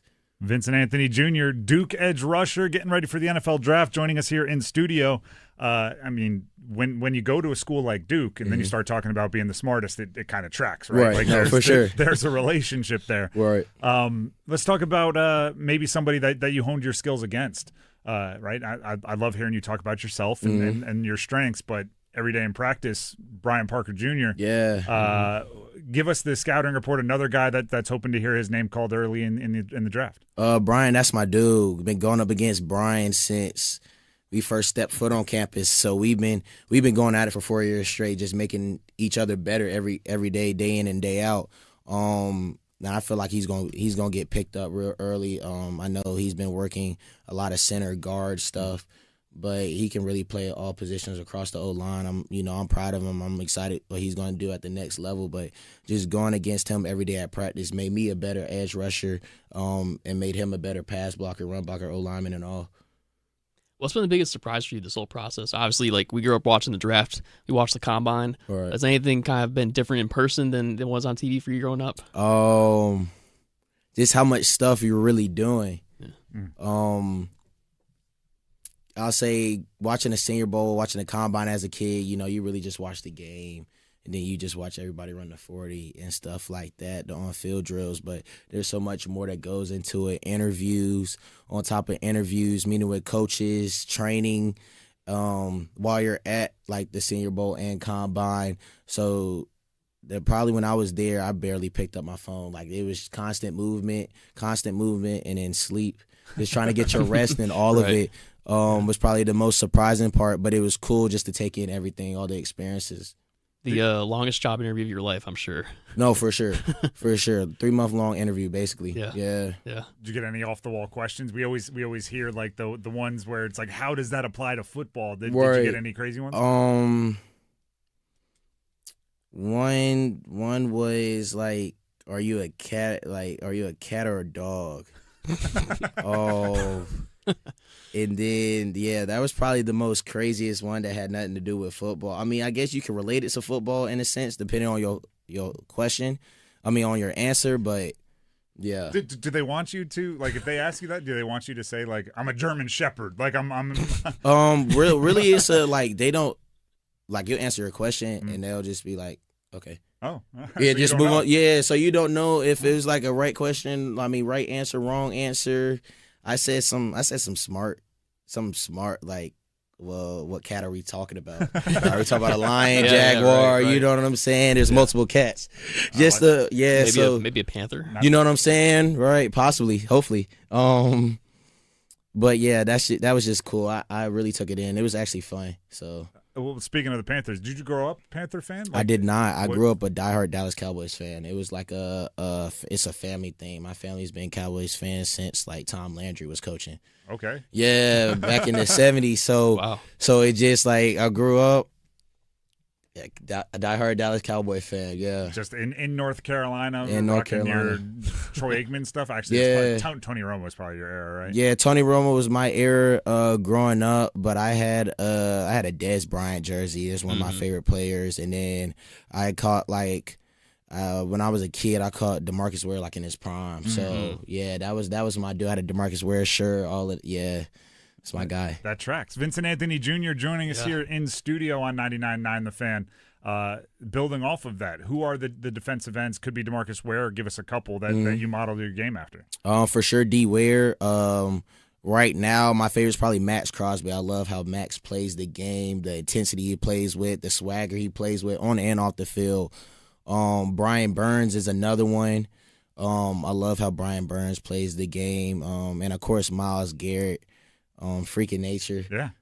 These are good ones. These are some good ones to model. But I pretty much watch everybody, like Cam Jordan, OG, Khalil Mack for sure, OG, Chandler Jones, just Joey Bosa, just guys that are kind of like long, kind of like built like me in a sense, long, tall, but know how to use speed and their lift to their advantage. So, along those lines, I guess, kind of the development thing. We were just talking off air. 218 in high school, right? Around 260 at the combine. That's a lot of development there. That's also the time you were at Duke was a transformational year, right? No, for sure. You showed up. The reputation was what it was, and you're leaving ACC champ and all these other things. Right. What's the biggest difference you saw in the Duke program? One, Coach Feely came in with Coach Elko, and that was my first ever experience of a college strength program, and he put us to work, like, off rip. Since my freshman year, put us to work, and that changed like our mindset. That changed the team's mindset coming off of not the best season Duke has had in 2021, and that's what the team needed. It wasn't ever a talent thing. I think Coach Cut was probably one of the best recruiters in all this college football. That and then my class, like Coach Cut, like I said, he recruited my class about everybody, and we just came in with the mindset like we were gonna win. We was gonna change the face of Duke football. And I say this 4-year run has probably been the best in Duke football history. Yeah. For sure. And so, but that all started with Coach Feely, and then the type of guys that are in our class came in and put our heads down and worked. Speaking of recruiting, you were a 4-star prospect coming out. A lot of guys in our state, they tend to leave the state for college, but you chose to stay close to home, 20 minutes away exactly. Yeah. So to stay close to home and still be here as an NFL draft prospect, do you think you're proving something? For sure. One, I think we have some of the best athletes in the country, and I'm gonna stand on that. I've been saying that since high school. Like I knew the guys I grew up playing with, Pop Warner, played against in middle school, high school, and then the guys that stayed home with college. Like we can compete against anybody in the country. And so just staying home and proving that. Especially example, we was at the Senior Bowl. Me and my corner Chandler Rivers, great player. Went to the Senior Bowl and had a week. Ended up playing in the game when a lot of people dropped out of the game, and ended up having a great game with the both of us. And then proved to the coaches, these are NFL coaches, proved to the coaches, we was like, we play ball up there at Duke. Like we play ball in North Carolina. Everybody thinks Carolina is a hoop state, which it is, but we got some hoopers on the field too that really know how to play ball. So that's kind of like the surreal thing of why I stayed home. Just to, not really for me, but just to show the world that North Carolina has some dudes that can play up with the best of them. Well, now you're that guy that's kind of like the shining light, right? So you're the guy from Durham now. You're the guy from this area. You're the top draft prospect from this area this year. Yeah. You think about that a lot? I really don't think about it a lot until like people mention it to me. But when people mention it to me, I just say like, we just got to keep going, keep doing it, stay humble for sure. But, keep proving people wrong. I feel like that's the thing that's been kind of my thing throughout high school, throughout college. Like being from Durham, being from the 919, it's not the biggest area. It's not the most well-known area. But, if you go out there and prove people wrong and work hard, then it's going to make a difference. And then you get to celebrate it with weekends like the one you're about to have. What are the plans for the draft? Who are you going to be watching it with? What are you doing during the days and everything else? So crazy. I'm going to be driving down to Atlanta Sunday and coming back like Wednesday, going down there to train, get some more work in right before the draft. Work never stops. And so I'll be back literally the day right before the draft, and my whole family's coming in on both sides. Just to chill, spend some time with them, spend some time with friends, family, and watch the draft with them. And then the day after everything is over is my birthday, so I'll be turning 22. So it's all going, it all really just flows in together. Yeah. It's gonna be a great week, exciting week. I'm excited for it.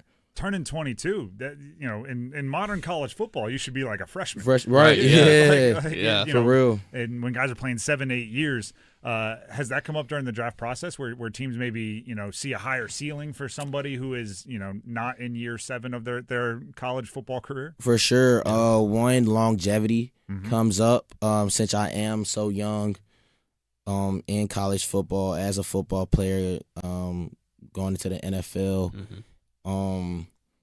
But my upside, like I still have a lot of growing to do, just body-wise, just because I am so young. But the fact that I can go out there and play with the best of them at such a young age when dudes are 23, 24, 25, in the same draft class, that says a lot.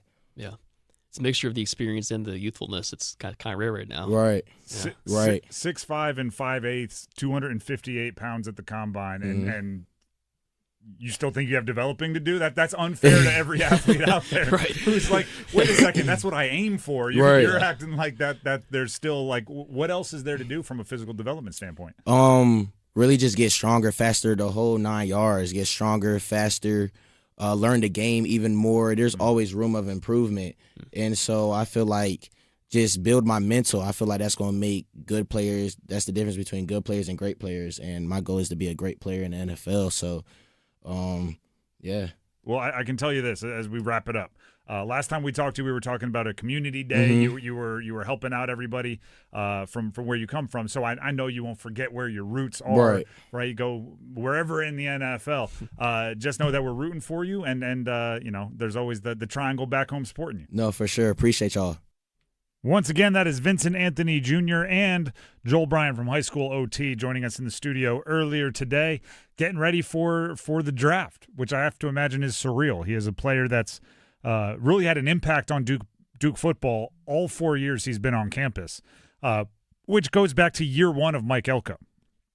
Recruited by David Cutcliffe. His first year being Mike Elko's first year. Those 2 years, the Riley Leonard years, right? The storming the field against Clemson years. Then the transition to Manny Diaz, the Darian Mensah situation, the Malik Murphy situation, the Cooper Barkate situation. They go ahead and win the ACC championship this year. Now he's going off to the draft. Very, very busy. Almost half decade for Vincent Anthony Jr., and hopefully it's another very busy future decade for Vincent Anthony Jr. in the NFL. We'll be back alongside that conversation preparing for the draft, we turn towards the Panthers and how they're preparing for the draft and look at today's specific position coming up next. Hello, I'm John Heister for John Heister Chevrolet in Fuquay Arena. You know, people are asking us, how are you selling so many cars all of a sudden?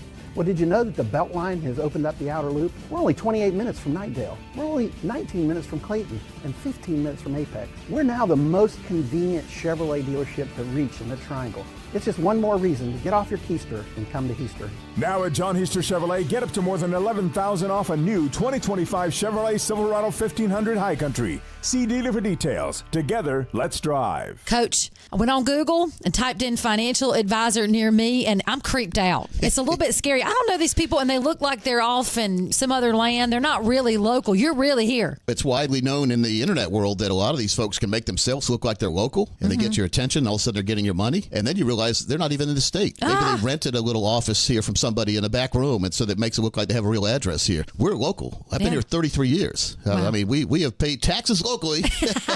But no, we're here, and so I want to celebrate our locality, to invite everybody listening to come on in for an open house. But also, I'm going to do this. For the next 30 people that call, we're going to send you my newest book, The Tax Savvy Retirement, at no cost or obligation. We're also going to send you a golden ticket there, which qualifies you for a $1,000 plan, a total retirement plan that will do at no cost for you and your family if you call right now. 919-794-7900. 919-794-7900. Or text Amanda to 600-700. Amanda Daughtry is a paid spokesperson. Investment advisory services offered by Capital Financial Advisory Group, a North Carolina registered investment advisor. Hey, it's Adam Gold from my friend Dr. Lori Travers and Travers LASIK. And people ask me all the time, why did you go to Dr. Lori? 1, she's the best. 2, I need 20/20 vision, and now I've got it. I've gotten rid of the glasses and the contact and everything that goes along with it. And right now, Travers LASIK is honoring first responders with an exclusive LASIK savings for police officers, firefighters, and EMTs. Travers LASIK, 919-510-6830.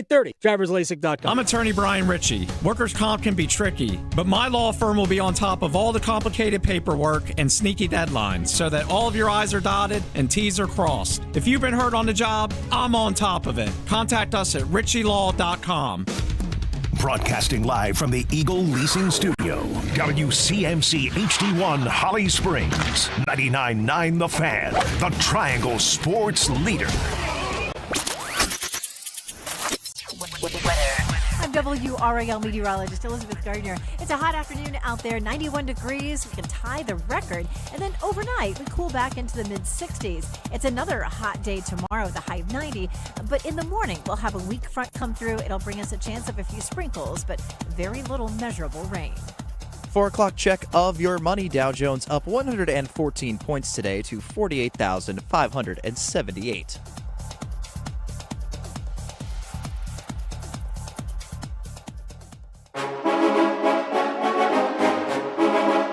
Let's move the chains.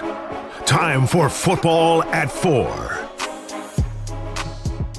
The Drive with Tim Donnelly, 99.9 The Fan. Time for Football at 4. Before we turn our attention to the Carolina Panthers, update on some potentially breaking news. Duke football tweeted out 1 minute ago, contract extended. Manny Diaz, head coach. Contract extended with the Blue Devils. I think that's appropriate. right? The reason why I say it's like kind of breaking news is it should probably be assumed that if you win an ACC championship in football at Duke, that at some point you're going to be rewarded for that financially, more stability, more longevity, whatever you want to ask for. But Manny Diaz, contract extended. It is maybe one of, and this is like we're getting into the theory of hiring coaches.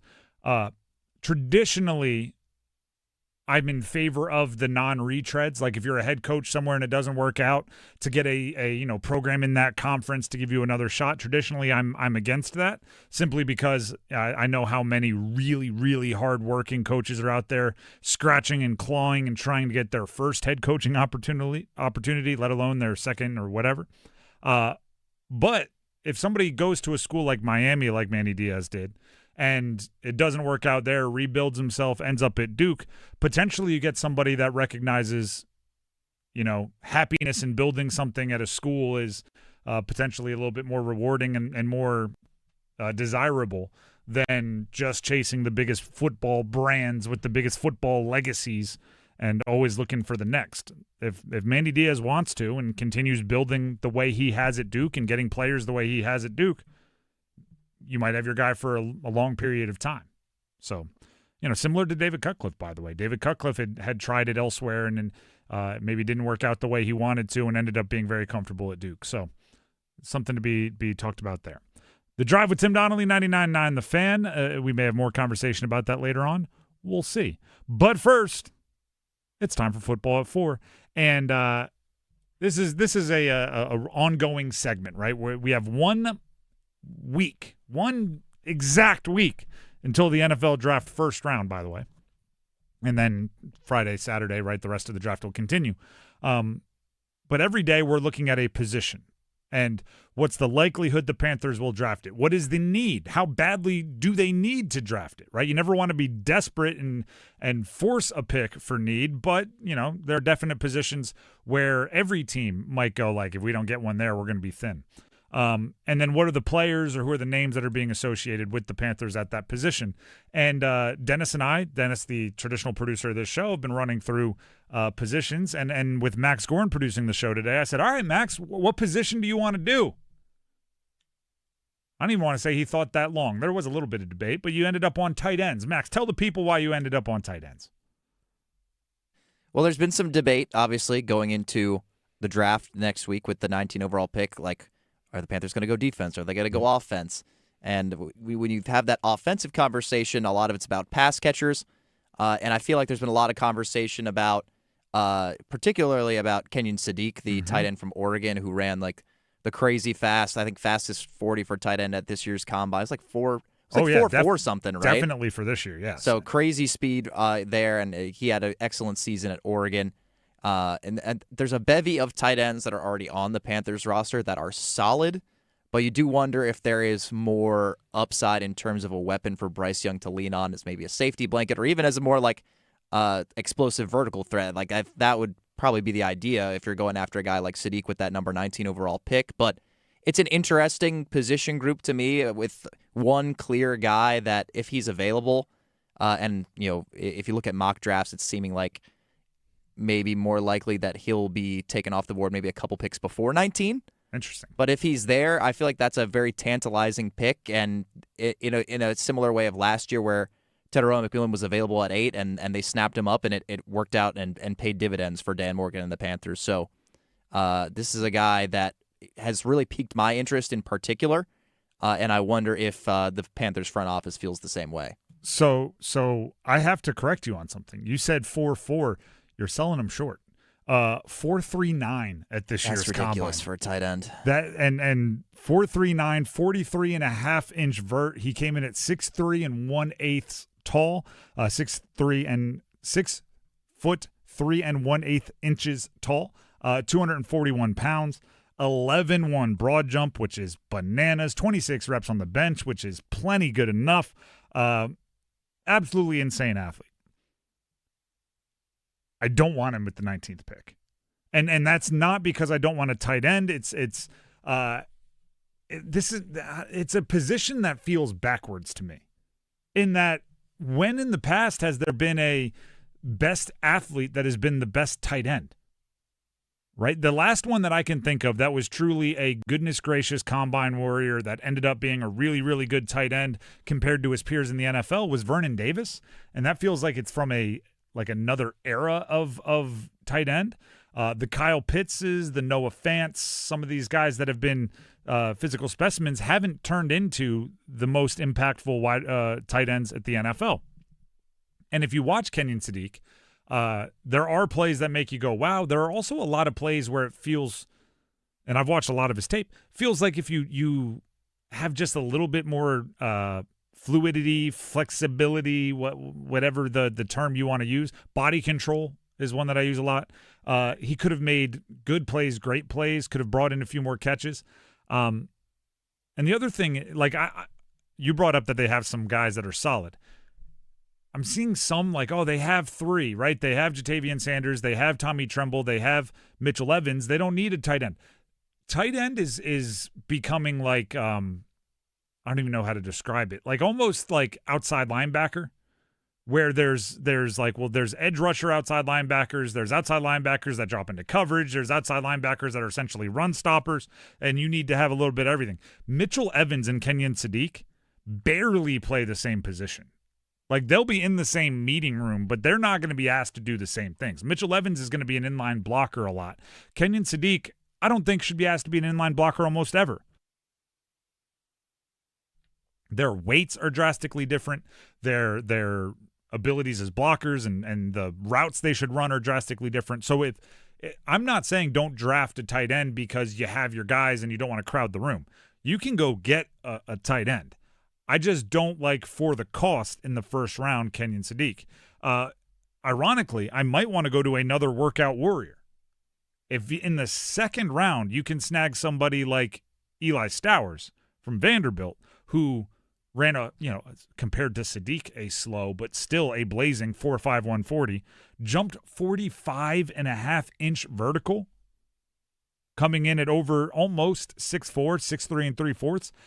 That is a dude that, to me, moves a little bit more fluidly, moves a little bit more like a athlete. Started his career as a quarterback, so brings a different kind of ability there. It's just, I don't think you should have to pay 19th overall for a tight end. So I'd be against it even if he is there. But I will say it's gaining steam. What was it, last week, maybe the week before?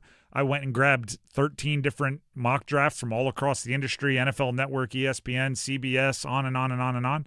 And 5 of the 13 had Kenyon Sadiq going to the Carolina Panthers with the 19th pick, which actually makes me, as somebody who probably wouldn't love to see Sadiq there, feel a little bit better, because when is the last time you saw a consensus as late as 19 be correct, right? Usually if a consensus is at the 3rd overall pick, it's I don't know. So I would look elsewhere. And the other thing is, with Mitchell Evans, I'll put them in the order that I think they're kind of importance. Tommy Tremble, Mitchell Evans, Jatavian Sanders, there.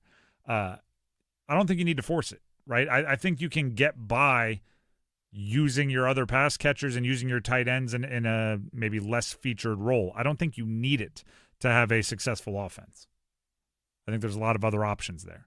But it is a fascinating case study in how often everyone's mocking Sadiq to the Panthers. And I think what it mostly is because everybody believes, and we talked about it yesterday talking receivers, that the Panthers need home run threats, that they need big play threats. And for the most part, you think the big 3 wide receivers are going to be gone by the 19th pick. So it's almost like you're finding a loophole to find a 4.3 940 guy that can go to your pass catchers without having a wide receiver with that kind of ability, maybe in that range of draft. So you're going you could find the tight end. You could.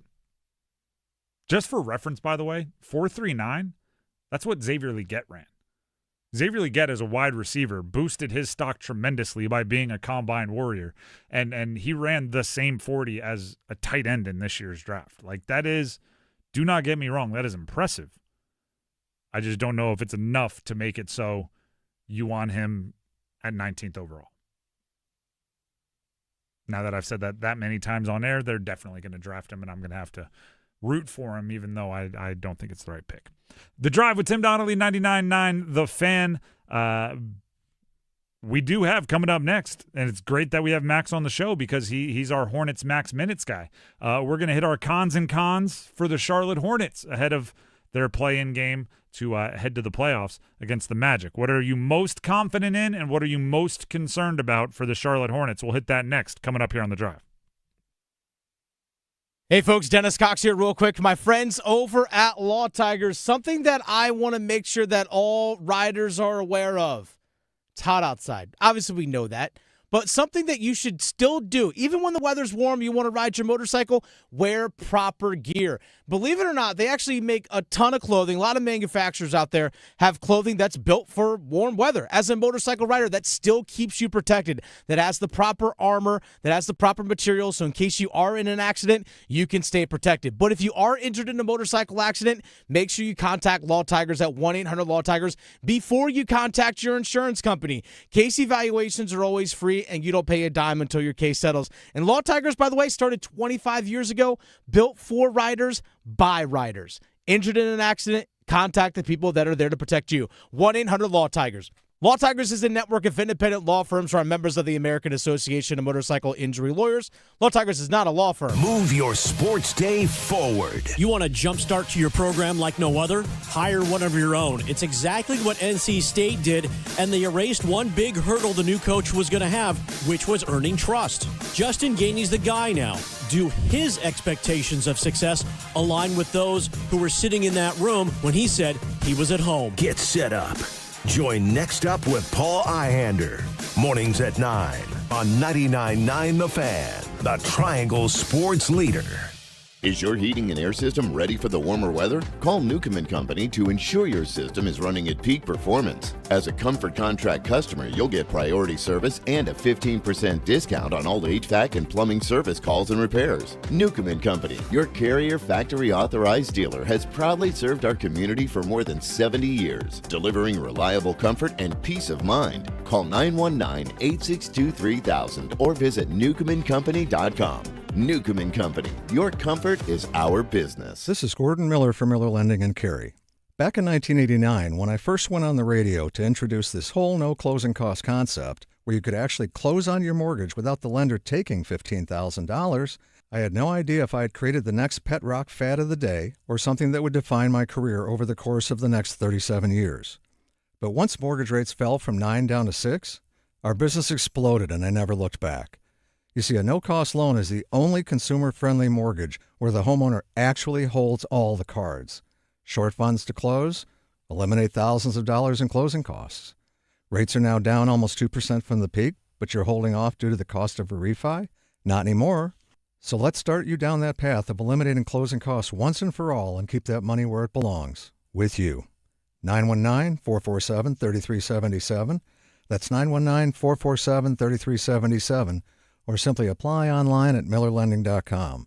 Miller Lending is an equal housing lender, NMLS number 250-2146. Your boy, Bert Kreischer, is back. Woo! I'm back, baby! And he's giving you permission to party. So grab a friend, because he just added a second show in Durham on April 18th. Done, son! Tickets at dpacnc.com.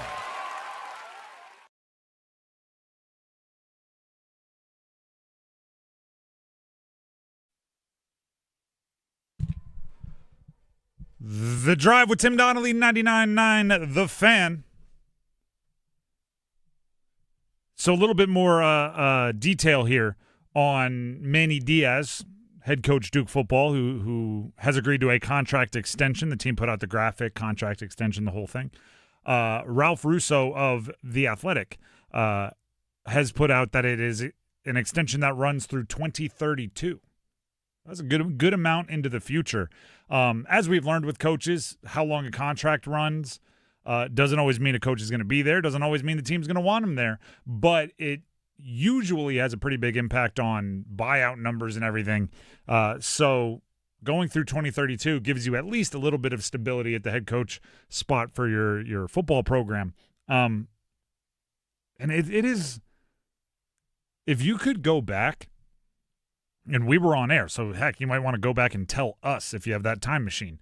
When Mike Elko kind of left in the middle of the night, right, when he was talking about bleeding Duke blue, and then a month or two later he's landing in a private jet out there in College Station, and right, he had just that season they had just gotten College Game Day and everything to Duke's campus for the first time for football, and stormed the field against Clemson and all of that, and then he left in the middle of the night. And if you would have said, I think it's actually not going to miss a beat with the next coach. Next coach is going to come in. He's going to have 2 quarterbacks in 2 years, and both are going to work out. Both are going to set records for your program. And heck, he's going to have to do it again this year. But it's really best case scenario after Mike Elko leaves. Right? You didn't have to give back all of that momentum. You didn't give back any of that momentum. And, the players like Brian Parker Jr., who likely will be drafted this year. Vincent Anthony Jr., we talked to earlier on this show, likely will be drafted this year. Chandler Rivers likely will be drafted this year. A cornerback, like those guys stuck around through, their recruiting classes were recruited by David Cutcliffe, reached some level of success under Mike Elko, reached an ACC championship victory this year under Manny Diaz. Now Manny Diaz can finally perhaps put some stability on that program as they continue to rise. Whether you think, the top of the ACC competition is here to stay for a long time or not for Duke football, Manny Diaz, to me, has proven that he was the right choice following Mike Elko to come in and try to build off that. And now they have a little bit of an identity, right? Defensive head coaches. What Jonathan Brewer, their offensive coordinator, doing is really impressive. They've played the portal well. Right, people. The Darian Mensah situation makes it seem like Duke is getting bullied in the portal. Don't forget, they found Darian Mensah in the portal. They found Cooper Barcade in the portal. They've brought in some guys out of the portal that have done very, very well. They've also lost some guys, but that's everybody. So that contract extension running through 2032 gives Duke some at least stability over the next few years at the head of their football program from a guy that's I would say learned some lessons the hard way, but is learning lessons nonetheless about how to handle modern college football roster building and roster management. With that being said, that's the breaking news of this afternoon. The breaking news of maybe last night is that the Magic lost to the Sixers, so the Hornets are going to be playing the Magic with the winner going on to the real NBA playoffs. I hate how we have to talk about this. So that they're in a playoff to go to the playoffs is kind of the dumb way that the NBA has set this up. Before we get to cons and cons, Max, do you want to know something that's even more frustrating? What? The play-in games are not supposed to impact regular season awards because it's not regular season. But I guess the voting has been pushed back a little bit. Yes, so it got pushed back because of the extraordinary circumstances or whatever waiver that Luka Doncic and Cade Cunningham had submitted. Because they were just under the threshold or under the minutes threshold or games played for major awards with the new 65 games played rule. That extended the voting to the end of this week, I believe. Which will hurt Con Knippel's chances almost assuredly to win Rookie of the Year. So on all those dumb prediction markets where it's not gambling, it's whatever, like stock market of real life stuff, Cooper Flagg has gone from the dramatic underdog to Con Knippel to win Rookie of the Year to now the favorite to win Rookie of the Year, which is good for Cooper. Like, Cooper's deserving, but the game where he went 0 for 6 and didn't have a good game shouldn't matter. It shouldn't count at all. The vote should have been cast, and Con Knippel maybe cost himself being Rookie of the Year outside the term of what the Rookie of the Year is, right? It's like the semester ended, you took your final, and then like 2 weeks later you said something stupid and the teacher went and lowered your grade. That's not how it's supposed to work. Although maybe he could have a gigantic game against the Magic and then sway it all back in his favor. Perhaps that's one of your confidences or concerns. So let's go ahead and jump into it. This is a Hornets edition of Cons and Cons. But to play great defense, you need one thing above all else. That starts with a W. Confidence. What are you most confident in? What are you most concerned about when it comes to the Charlotte Hornets? Almost said Carolina Panthers. The Charlotte Hornets. You have to pick one. You can be confident in multiple things. You can be concerned about multiple things, but we're asking for the thing you're most confident, most concerned about. If you want to, you can let us know your cons and cons for the Charlotte Hornets heading into their final play-in game against the Magic in our YouTube live stream comments. 99.9 The Fan on YouTube. Head to the live stream in the comments below the video. You can type them in there. We'll monitor them, bring the good ones on air. As always, hey, I've got good news and bad news. Which do you want first? You always take the bad news. So we'll start with concerns. Max, as our resident Max's Minute Hornets analyst, what are you most concerned about for the Hornets going into the Magic game? It's a win or go home. It's one game, and anything can happen in one game. And I'm worried that, you never know. We talked about the funny slander nickname for Paolo Banchero, PB No J. Well, if he just randomly decides to throw in 6 threes and has the game of his life, then that's going to end the Hornets season. Or if some freak accident happens and there's a wet spot on the floor and somebody slips with the game on the line, well, the game's over and the season's over. So every moment is super magnified, so I'm a little concerned, especially with the kind of lack of playoff experience for a lot of players on this team. That it's just something random. There's a lot of randomness when it goes into one game. The Magic gets super hot, something could just go wrong, and then it's over. So my concern is that just the variance of a one game do or die elimination game has me a little bit worried. That would be my concern for cons and cons. I know Paolo Banchero is going through like a rough PR stretch where a lot of people are questioning contracts and does he belong in conversations that he's been put into. He's still, just by nature of how big he is in skills, he still has a super high ceiling in a one-game sample size. Like, he can put together a crazy triple-double or something that can impact the game, even if he hasn't been great over large stretches. A one game and you're that size with that ability, you can do some things. My concern is simply, I don't think they'd survive another game if Knipple and LaMelo Ball shoot the three the way they did against the Heat.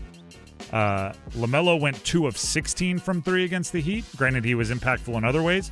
Knipple has to be dealing with something over the last, 2, 3, 4 weeks. 0 for 6 and didn't make up for it in a lot of ways. Played 34 minutes, largely forgettable. Didn't end up playing the last stretch where they kind of made their comeback and forced OT. But if those two guys combined for, 2 for 22 from 3, when they've combined for darn near 600 in the total 3-pointers made this year, that would be an issue. So they're going to have to shoot it better. My concern is they're having a lull at a time where you really don't want to have a lull for 2 of your best scorers and 2 of the best shooters in the entire NBA. Now let's go to confidence, the more fun part of this. What are you most confident in when it comes to the Hornets going into their game against the Magic? Kind of pursuant to what you just said, I'm confident that LaMelo Ball and Knipple will bounce back from their 2 for 22 combined 3-point shooting in Tuesday night's game and be able to get that 3 ball to fall a little bit more. It's kind of the opposite of regression to the mean. It's like progression to the mean.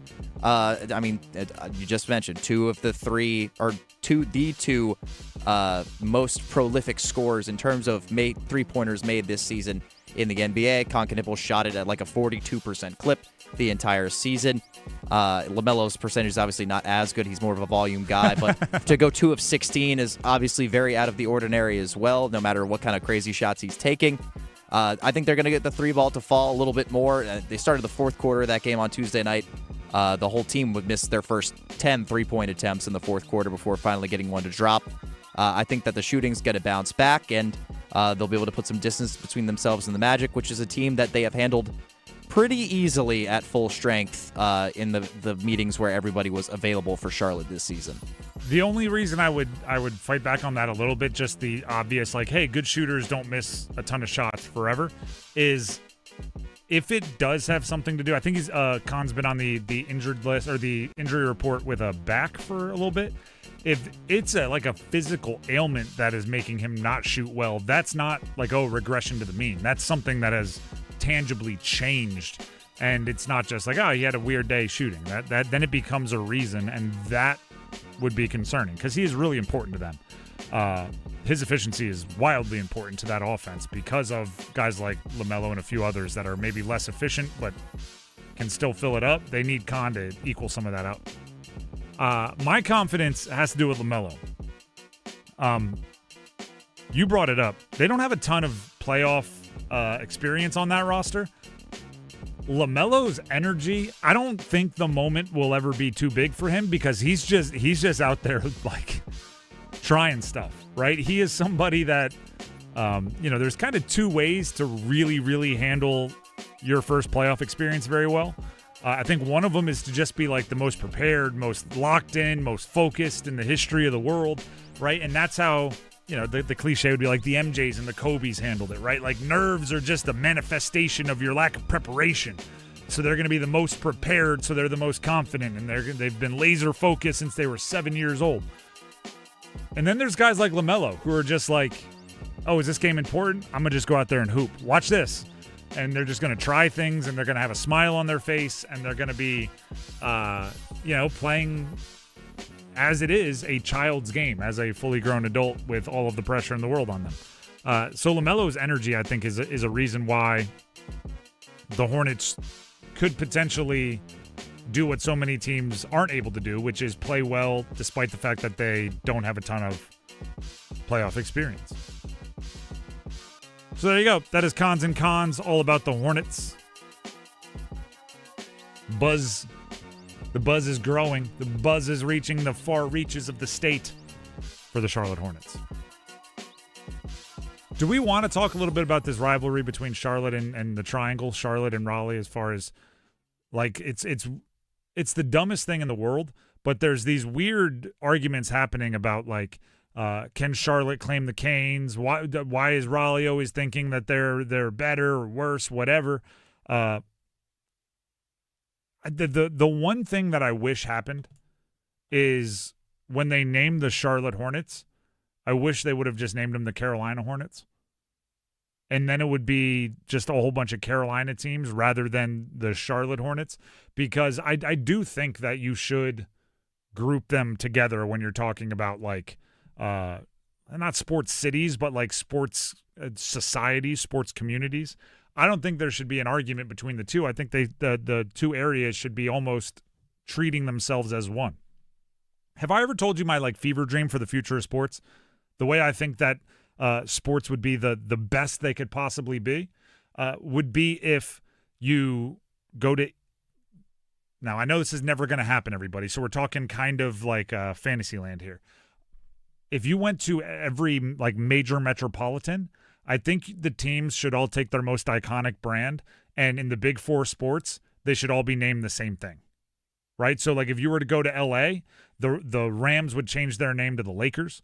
The Dodgers would change their name to the Lakers. The Kings would change their name to the Lakers, and there would be 5 championships. There would be a football, basketball, baseball, hockey championship, and then there would be the big, whatever, like all sports championship, and you'd have to do a little bit of like geographic gymnastics, right? So like the Brewers and Green Bay would have to be paired together with the Bucks, and you'd have to kind of finagle to make them work. Green Bay, Milwaukee, they're not exactly the same, but they're close enough. And if you were to do that, guess what? The Panthers, the Hornets, and the Canes are darn sure together, and we'd have to go adopt a baseball team from somewhere. But it's like you are of the same group. So all the bickering and everything doesn't make any sense to me. No, but I think it's just a Charlotte versus Raleigh beef. I don't think there should be. I know there is. I don't think there should be. There are cities that if you bind yourselves together, you could go attack. We need a common enemy. We need to like attack Atlanta in like sports conversations. We need to go. The whole state. We should all. We need to go body DC together. or something. Which you're not going to handle them individually, but as you come together as a unit, you got something there. Trust me. If all 3 make the playoffs, and you need the Hornets to win against the Magic, if all 3 make the playoffs, you can go fight some battles. But the last seed in the NBA and a below 500 team in the NFL. that makes the playoffs. They don't get to go win any fights. And the Canes, just being one team that's very successful, doesn't get to win any fights. But if you put all three together, you got something. Shout out Charlotte FC, too. And yes, we just don't know. They won 6-0 in the U.S. Open Cup We last don't know night. if they're going to make the playoffs this year yet, at least officially. They also they did beat another Charlotte team, the Charlotte Independents, last night. But regardless, you guys shout out to the Crown. Fighting yourselves over there. And then also, if Charlotte welcomes in the Triangle completely, you get some pretty good college as well. Like you need all of it. And then we can all go like Game of Thrones style and go start conquering other lands. And I know that people that live here are like, no, I don't like Charlotte. I'm fine, whatever. The Drive with Tim Donnelly, 99.9 The Fan. Speaking of the Canes being a premier successful they've been carrying the state as far as professional sports for the better part of the last decade. For the better part of forever. They still have the only major professional championship in the state. I agree with that, but there's also been some times where they very obviously were not carrying the state. Well, we don't have to talk about like 2010 to 2016, but 2017. Definite for the last, better part of a decade, they've been carrying the state. So part of that is they just make the playoffs every year. They've won a playoff series, or a postseason series, I should say, for each of the last however many years. And they're going to try to do it again starting Saturday at 3 o'clock against Ottawa at the Lenovo Center, first round of the playoffs. Let's hear some audio from Rod Brind'Amour, who discussed the matchup and everything going on for the Canes ahead of that first-round game, specifically the Ottawa matchup. So here's Rod Brind'Amour, who was asked what's the biggest challenge with Ottawa. Well, I think it's just a really exceptional team. I know the record, if you look at it, you go, oh, the 8th seed, no. You have to dig in a little further. They, when their goaltending kind of came around, all of a sudden they didn't lose. So they got it all covered off. There's, you look at trying to find a weakness to attack, there just really isn't any. So I think we have two real similar teams and play very similar ways. So it'll be every game's going to be a war. A lot of times I do think when if you ask a coach before a playoff series, I mean, you would think that the teams they're playing are an all-star team. You'd think they were playing like Team USA or Team Canada from the Olympics, because why would you give any kind of motivation to them, right? I think mostly what he said there is pretty accurate. I think he believes that, right? I think there are reasons early on that they were putting stuff together. They are a very physical team. They are going to be tough to play. They are not the best matchup for the Canes as far as like who they would have drafted if they could pick their first-round opponent.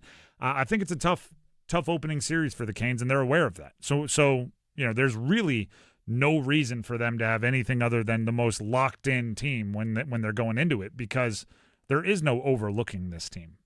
Maybe if they would have played Philly, there might have been some overlooking, because, right, you just took them to overtime with a bunch of your AHLers and everything, and but it's definitely not that with Ottawa. One question I've been asking a bunch, and maybe I'll ask Max this question later. So Max, here's your heads up, and I've been answering it over the last few days, is what is different about this team for this postseason than last year's team, which got to the Eastern Conference and kind of got steamrolled by Florida, or even years previous? Like, what is the reason for optimism about the Carolina Hurricanes being different than they've been the last however many years that they've made the playoffs consecutively? One of the answers you're going to hear a lot is guys like Logan Stankoven and guys like Jackson Blake aren't rookies anymore, right? They're more productive. They've been in the system longer. They're more comfortable. Yeah, Blake in particular, he kind of got pushed around a little bit in the playoffs last year. And well, even like Stankoven, who scored a bunch in the postseason last year, playing a different position, obviously had his growing pains this year. There's a lot of that. So Rod Brind'Amour was asked if they're expecting more out of guys like Logan Stankoven and Jackson Blake. They've certainly stepped up this year. I think I would say, not necessarily surprisingly, but at the level at which they played this year was certainly special, and we got to have it if we want to, beat Ottawa. Yeah, I think you expect more of them.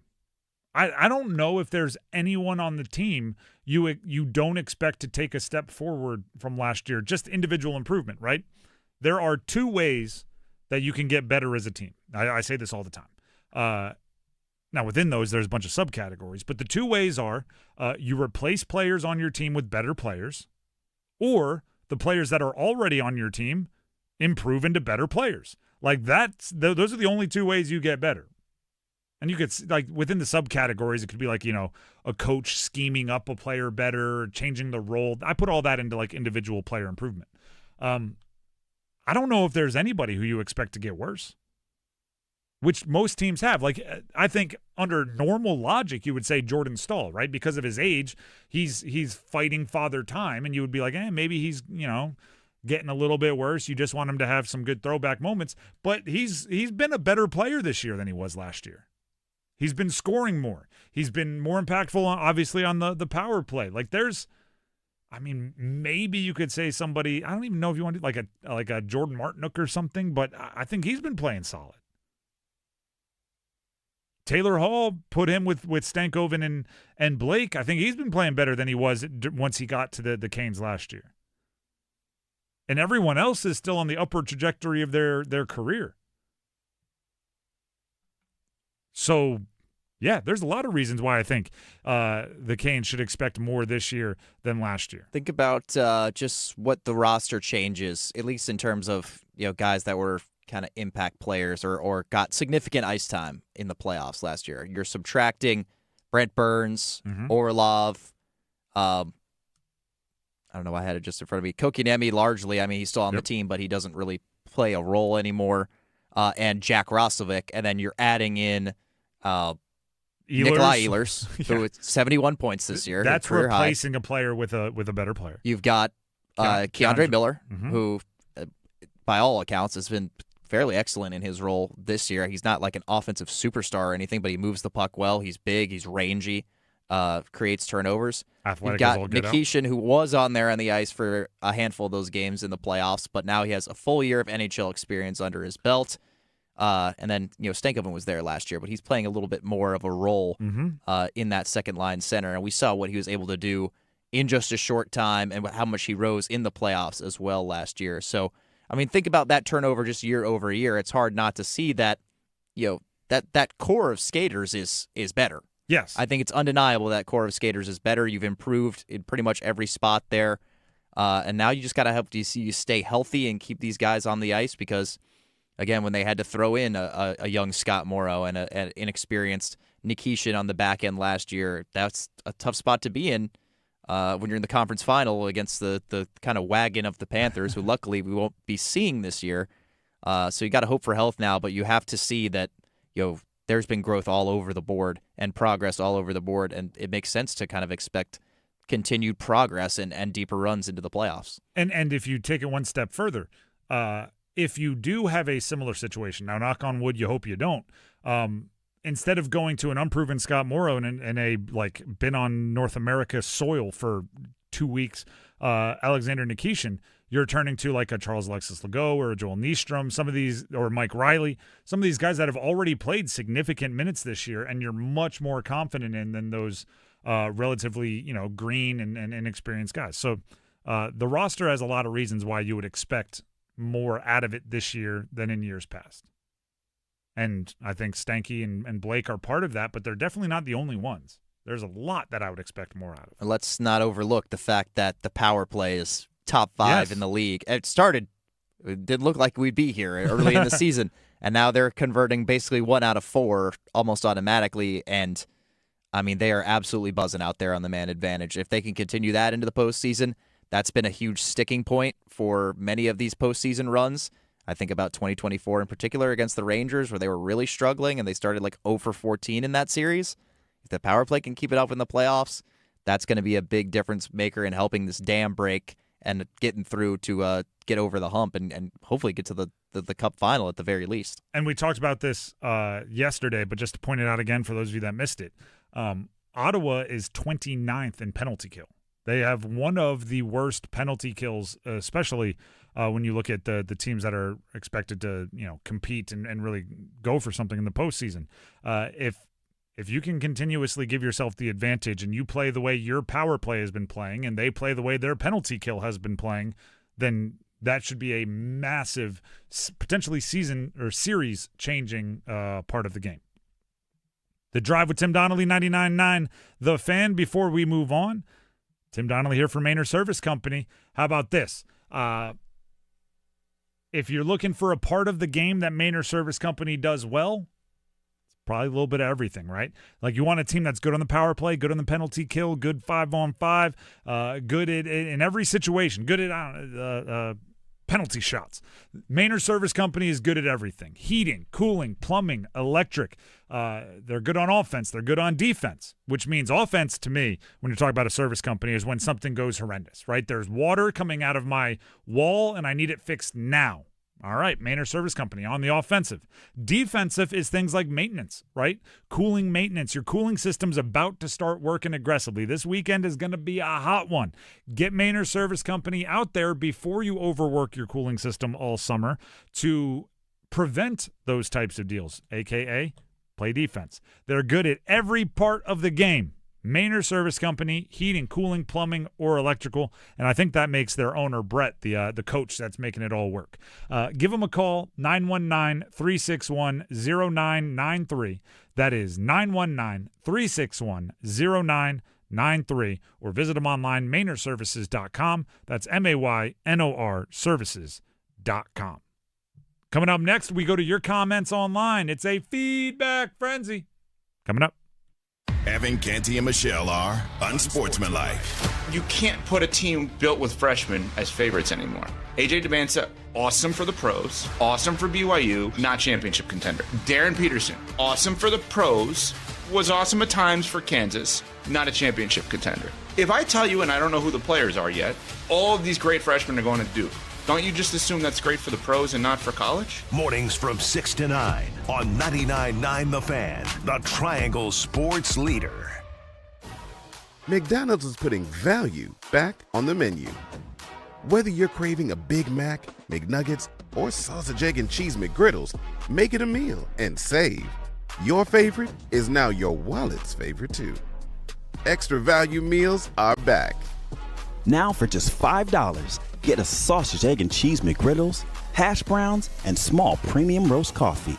Price and participation may vary, cannot be combined with any other offer or combo meal. Hello, I'm John Heister for the Heister Automotive Group. And we're constantly looking for ways to serve you better. One of the ways we do that is with something we call a Go-See. And that's where you select a vehicle from our inventory, and we have thousands, and we get one of our product specialists to bring that vehicle to you at your convenience. How do we do that? Well, it's simple. We have a group of employees that are evaluated based on the number of presentations they do. They're glad to do it. So it's just one more way we get off our keister and bring Heister to you.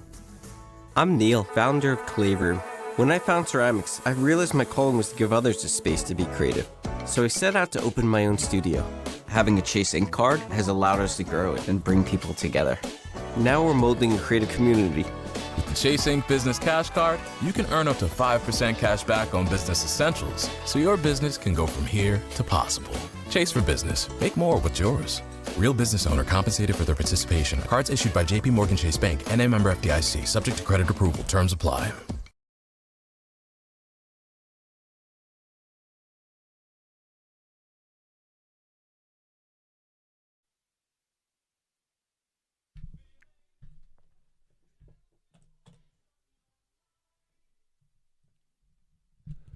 The Drive with Tim Donnelly, 99.9 The Fan. We have Max Gorin producing the show today, so I'm excited to see where this feedback frenzy goes. So every Thursday about 4:45, we do a feedback frenzy. It's where the producer goes online, looks at our YouTube comments, social media comments, wherever you can find your feedback to conversations we've had, right? Agreements, disagreements, additional points, whatever. They pick the ones they like the most. They bring them on air. We react in real time. Now, traditionally, it's Dennis. Today, it's Max. So let's see if he gives a different flair of things that he thinks are the best comments online. Max, what do you have for us? All right, first up, we've got some comments from a conversation about UNC parting ways with Dylan Mingo, the five-star prospect, after a meeting with Michael Malone, among some other transfer portal news, like Derek Dixon departing for Arizona, Luka Bogovac heading to Oklahoma State. This is a comment from William. He says, I'd trade Michael Malone for Dylan Mingo, Derek Dixon, and Hubert Davis right now without even blinking. Interesting. Well, there has been some report. Matt Norlander of CBS Sports has indicated that there's at least a chance that Dylan Mingo isn't going to play this upcoming year due to injury, and he'll be dealing with a redshirt situation. So if that happens, would you still make that trade? Because then you have to, even if you expect Dylan Mingo to be an impact player the following year, you likely have to pay him something this year and make sure he's happy, right? You have to make sure he wants to return the next year, because he could go into the portal after taking some of your money in year one and not, seeing what he wants to see. So if there's an injury redshirt, that changes everything. And secondly, it's early, right? It's early. Let's see what he's got. Let's see what Michael Malone does. There's still a lot of players out there that haven't committed yet. There's still a lot of European prospects that haven't committed yet. If he can make something happen, you might want to change that tone. And also, maybe this is just, an outlook thing. Spending time about things that coulda, woulda, shoulda, regrets. There's a lot of wasted activity, right? So Hubert Davis is not going to be coaching you next year. Michael Malone is. Start figuring out what you want that to look like rather than longing for the old days. That's probably the best way to handle it, just for your own mentals. All right, this is another comment from that video about the move from Dylan Mingo. This is from RL Niner. Hubert Davis overpaid, and Michael Malone didn't see the value. He's running this thing like a salary cap now with Tanner. He's trimming the fat and spending it on other players where it makes more sense to fit his system. Mingo had plenty of time to sign, cut bait, and move on, so now you can find someone who truly wants to be here. My early impression is that Michael Malone isn't going to be about the BS from these college players. Well, that's good and bad, because, this is one of my... I have the hardest time articulating this, so I'm going to do my best, and if it doesn't make sense, I apologize. At least I gave you warning ahead of time. I think we all want college coaches to be that hard-nosed, not taking the nonsense from the players, telling these soft, modern athletes to, get with the program or get lost, because that's how we imagine, a program should be run. But guess what? There's only so many really good college basketball players around there, and if you chase off 10 of them because they're not handling things the way you want, all you have is the 11th best player. Part of what coaching is now is speaking whatever language the player needs you to speak and then getting them onto the same page as everyone else. It's not necessarily, oh, you're not on the same page? Get lost then. Sometimes it's, all right, where are you? How do I, as a motivator, get you to where this team needs you to be? Just because, if you meet somebody when they're 17, 18, 19 years old as a recruit, and they're not the most mature, most priorities and organized fashion person, doesn't mean that with your guidance and being in the right culture and being around veterans that get it, that you can't get them to where you need to be a productive member of the culture. All you'd have is cool stories of how you turned down a bunch of really talented players because they were needy 18-year-olds, rather than, yeah, when he showed up, he was a diva. But, strength coach got him lined up, our vets got him lined up, and oh, look at that, he left as the 5th overall pick. Those are the stories that are much better than, he was a diva, so I told him to kick rocks, told him to pound sand. It's well, great. Then he went somewhere else and scored 30 against us. You can I don't know, not change the player. You're not going to change their DNA, but you can bring them along is kind of what I'm saying. All right, we'll shift gears now. This is from, I believe it was yesterday's conversation you and Dennis had as you're going through the Panthers position groups. This is about whether or not the Panthers could potentially select a wide receiver in the NFL draft at that 19th overall pick. This is a comment from Zachary. He says, if you're talking about premium positions like edge, offensive tackle, and wide receiver, there is no limit. When the market overvalues something and you have an opportunity to buy it cheap, you buy more, not less. That's the logic. That is very much the logic. You have to do the math, right? If, is Bijan Robinson a good value for the Falcons? Because he was drafted highly. He's a running back, which is not a premier position, but he's really gosh darn good, and he changes the way their offense plays. Same with Jahmyr Gibbs. Same with Christian McCaffrey when he was with the Panthers. Basically, they have to be significantly better to have the same amount of monetary value to your salary cap than a edge rusher would be. So how confident are you that non-premier position is going to be an all-pro? That's kind of the question, right? Because, like, if you tell me Sonny Styles has a 70% chance of being Fred Warner, that's going to be worth significantly more than his rookie contract. But if you tell me that an edge rusher only has to be, a multi-year starter to get that same value, how confident are you that an edge rusher is going to be a multi-year starter? So it's a sliding scale. But yes, you're right. I mean, that's just, I took micro and macroeconomics back in college. I know a little bit about supplies and demands and values and all of that. And there's nothing incorrect with what you're saying. All right, this is another comment from this. If it is from Javon Carter, I wonder if that's the former West Virginia basketball player. He says, definitely agree we have a bunch of wide receiver threes, so if we're not drafting a wide receiver in the first 2 rounds, then there's no point of drafting one at all. Sadiq is still my number 1 prospect, but if he isn't on the board, then I trust Dan with whoever we get. God, we were so close. I am of the belief that they have enough depth wide receivers, but they could very much value a true number 2, because then Jalen Coker becomes, I believe, one of the best wide receiver 3s in the NFL. Tedero McMillan is your number 1. And if you can't, basically, Jalen Coker is my cutoff. If you can draft a wide receiver who you think is better than Jalen Coker, you draft him. Anybody beyond that, it's kind of unnecessary. You have guys beyond that. I just don't think Kenyon Sadiq would be my top option there. So I agree with half of what you're saying, but I've explained earlier already why Sadiq wouldn't be my guy. But I do agree with everything you're saying about wide receiver. All right, we'll go to one more here, and this is actually from our YouTube live chat. And by the way, all of these comments and chats are pulled from our YouTube channel, 99.9 The Fan. Search it up. Be sure to hit subscribe, hop in the live chat, and have your voice heard. And maybe we'll respond to it or hop in the comments, and we'll get that feedback for a feedback frenzy. But this is from Doobie Dave in the YouTube chat. Do you think it would be a good move for the Panthers taking an NFL-sized dual-threat quarterback with one of their mid-round picks? A quarterback like Taylon Green from Arkansas, Cole Payton from North Dakota State, or Lenore Sellers from South Carolina.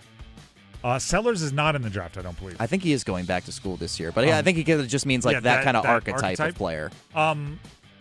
I'll speak in the archetype, then I'll speak on them individually. I do think they need to draft a quarterback that could potentially be a development guy. Pretty soon, if you're going to keep Bryce Young around, he's going to be really expensive. So you won't be able to realistically or responsibly have a backup quarterback like Kenny Pickett who's making top-of-the-line backup money. That works when your quarterback is on a rookie contract because your whole quarterback room is still under what you would expect to pay. So you're going to, mid-round pick on a quarterback, I'm for it. Taylon Green, the Arkansas quarterback that's a freak athlete, you better have really liked, whether at the combine, meeting, I don't know what their communication has been, but his passing efficiency isn't where it needs to be, and you better at least have some idea that you can get that higher. Cole Payton, the North Dakota State quarterback, this is a personal preference. He has a weird throwing motion.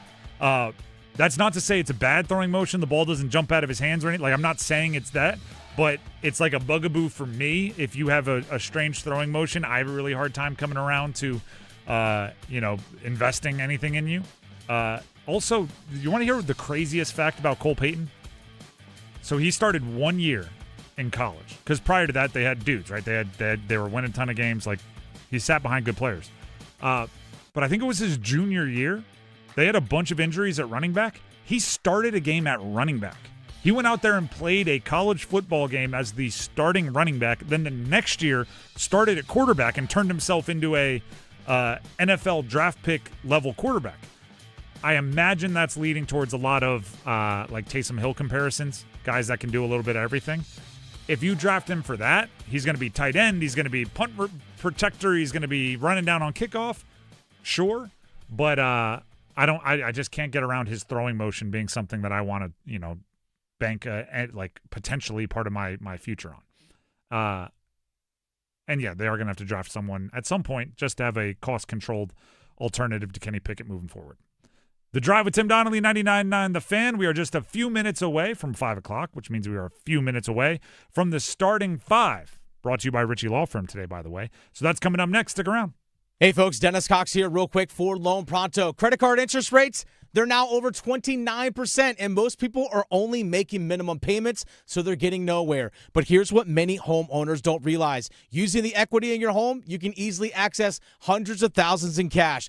With Loan Pronto's Rapid Equity Loan, you can pay off your credit cards, your existing HELOC, your car loans, or get money for that home improvement project. One client just got $100,000 approved and saved over $1,500 a month. And here's the best part. With Loan Pronto, you can do it all from your phone with zero out of pocket, no hard credit pull up front, no appraisal, no long drawn out bank process, and no touching your first mortgage. Rates are at near 3-year lows, so act now. Go to loanpronto.com, see how much cash you can get in about 60 seconds. Loan Pronto, 2,800 5-star Google reviews. Call 919-381-1760 or visit loanpronto.com. 919-381-1760, loanpronto.com. Equal housing lender, NMLS 166171, NMLSconsumeraccess.org. Hey, it's Adam Gold, and after every Hurricanes game, thanks to my friends at the Aluminum Company of North Carolina, we give you the Canes Corner podcast. In-depth analysis on what happened, why it happened, what's going to happen next, which players are those to look out for, and as we get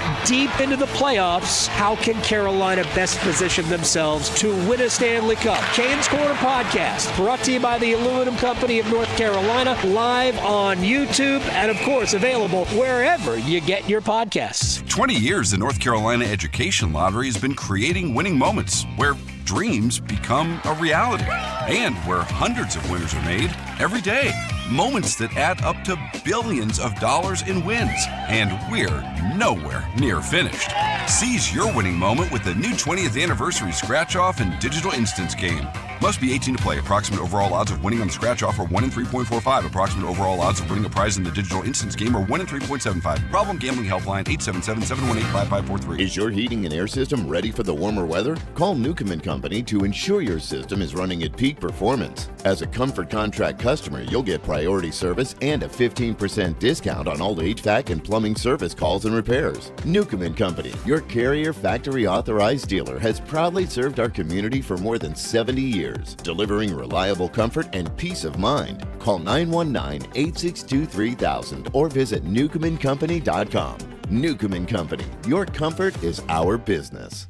Hi friends, this is Mark Pons with Chapel Hill Tire. Spring break is here. Whether you're heading to the beach, the mountains, or just getting out of town for a few days, make sure your car is ready for the trip. At Chapel Hill Tire, our team of ASE certified technicians can help with brakes, oil changes, and the routine maintenance that keeps your drive smooth and stress-free. With 13 locations across Raleigh, Durham, Chapel Hill, Carrboro, Apex, and Cary, there's always a Chapel Hill Tire close by. Schedule your appointment today at chapelhilltire.com and drive happy.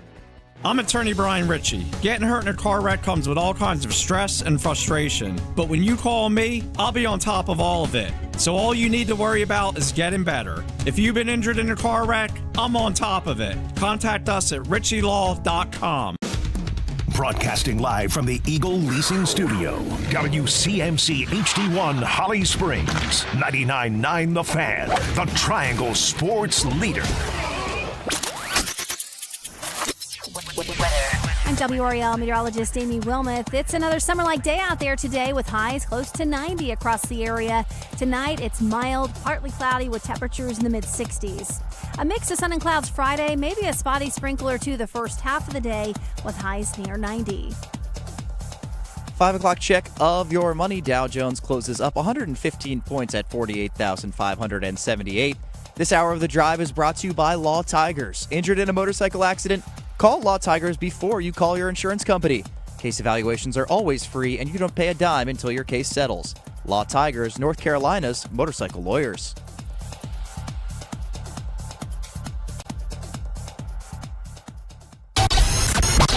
It's 5 o'clock. Time to serve up the biggest sports stories of the day. Here comes your starting five. The Drive with Tim Donnelly here on 99.9 The Fan. The starting five today is brought to you by Ritchie Law Firm, Injury Lawyers.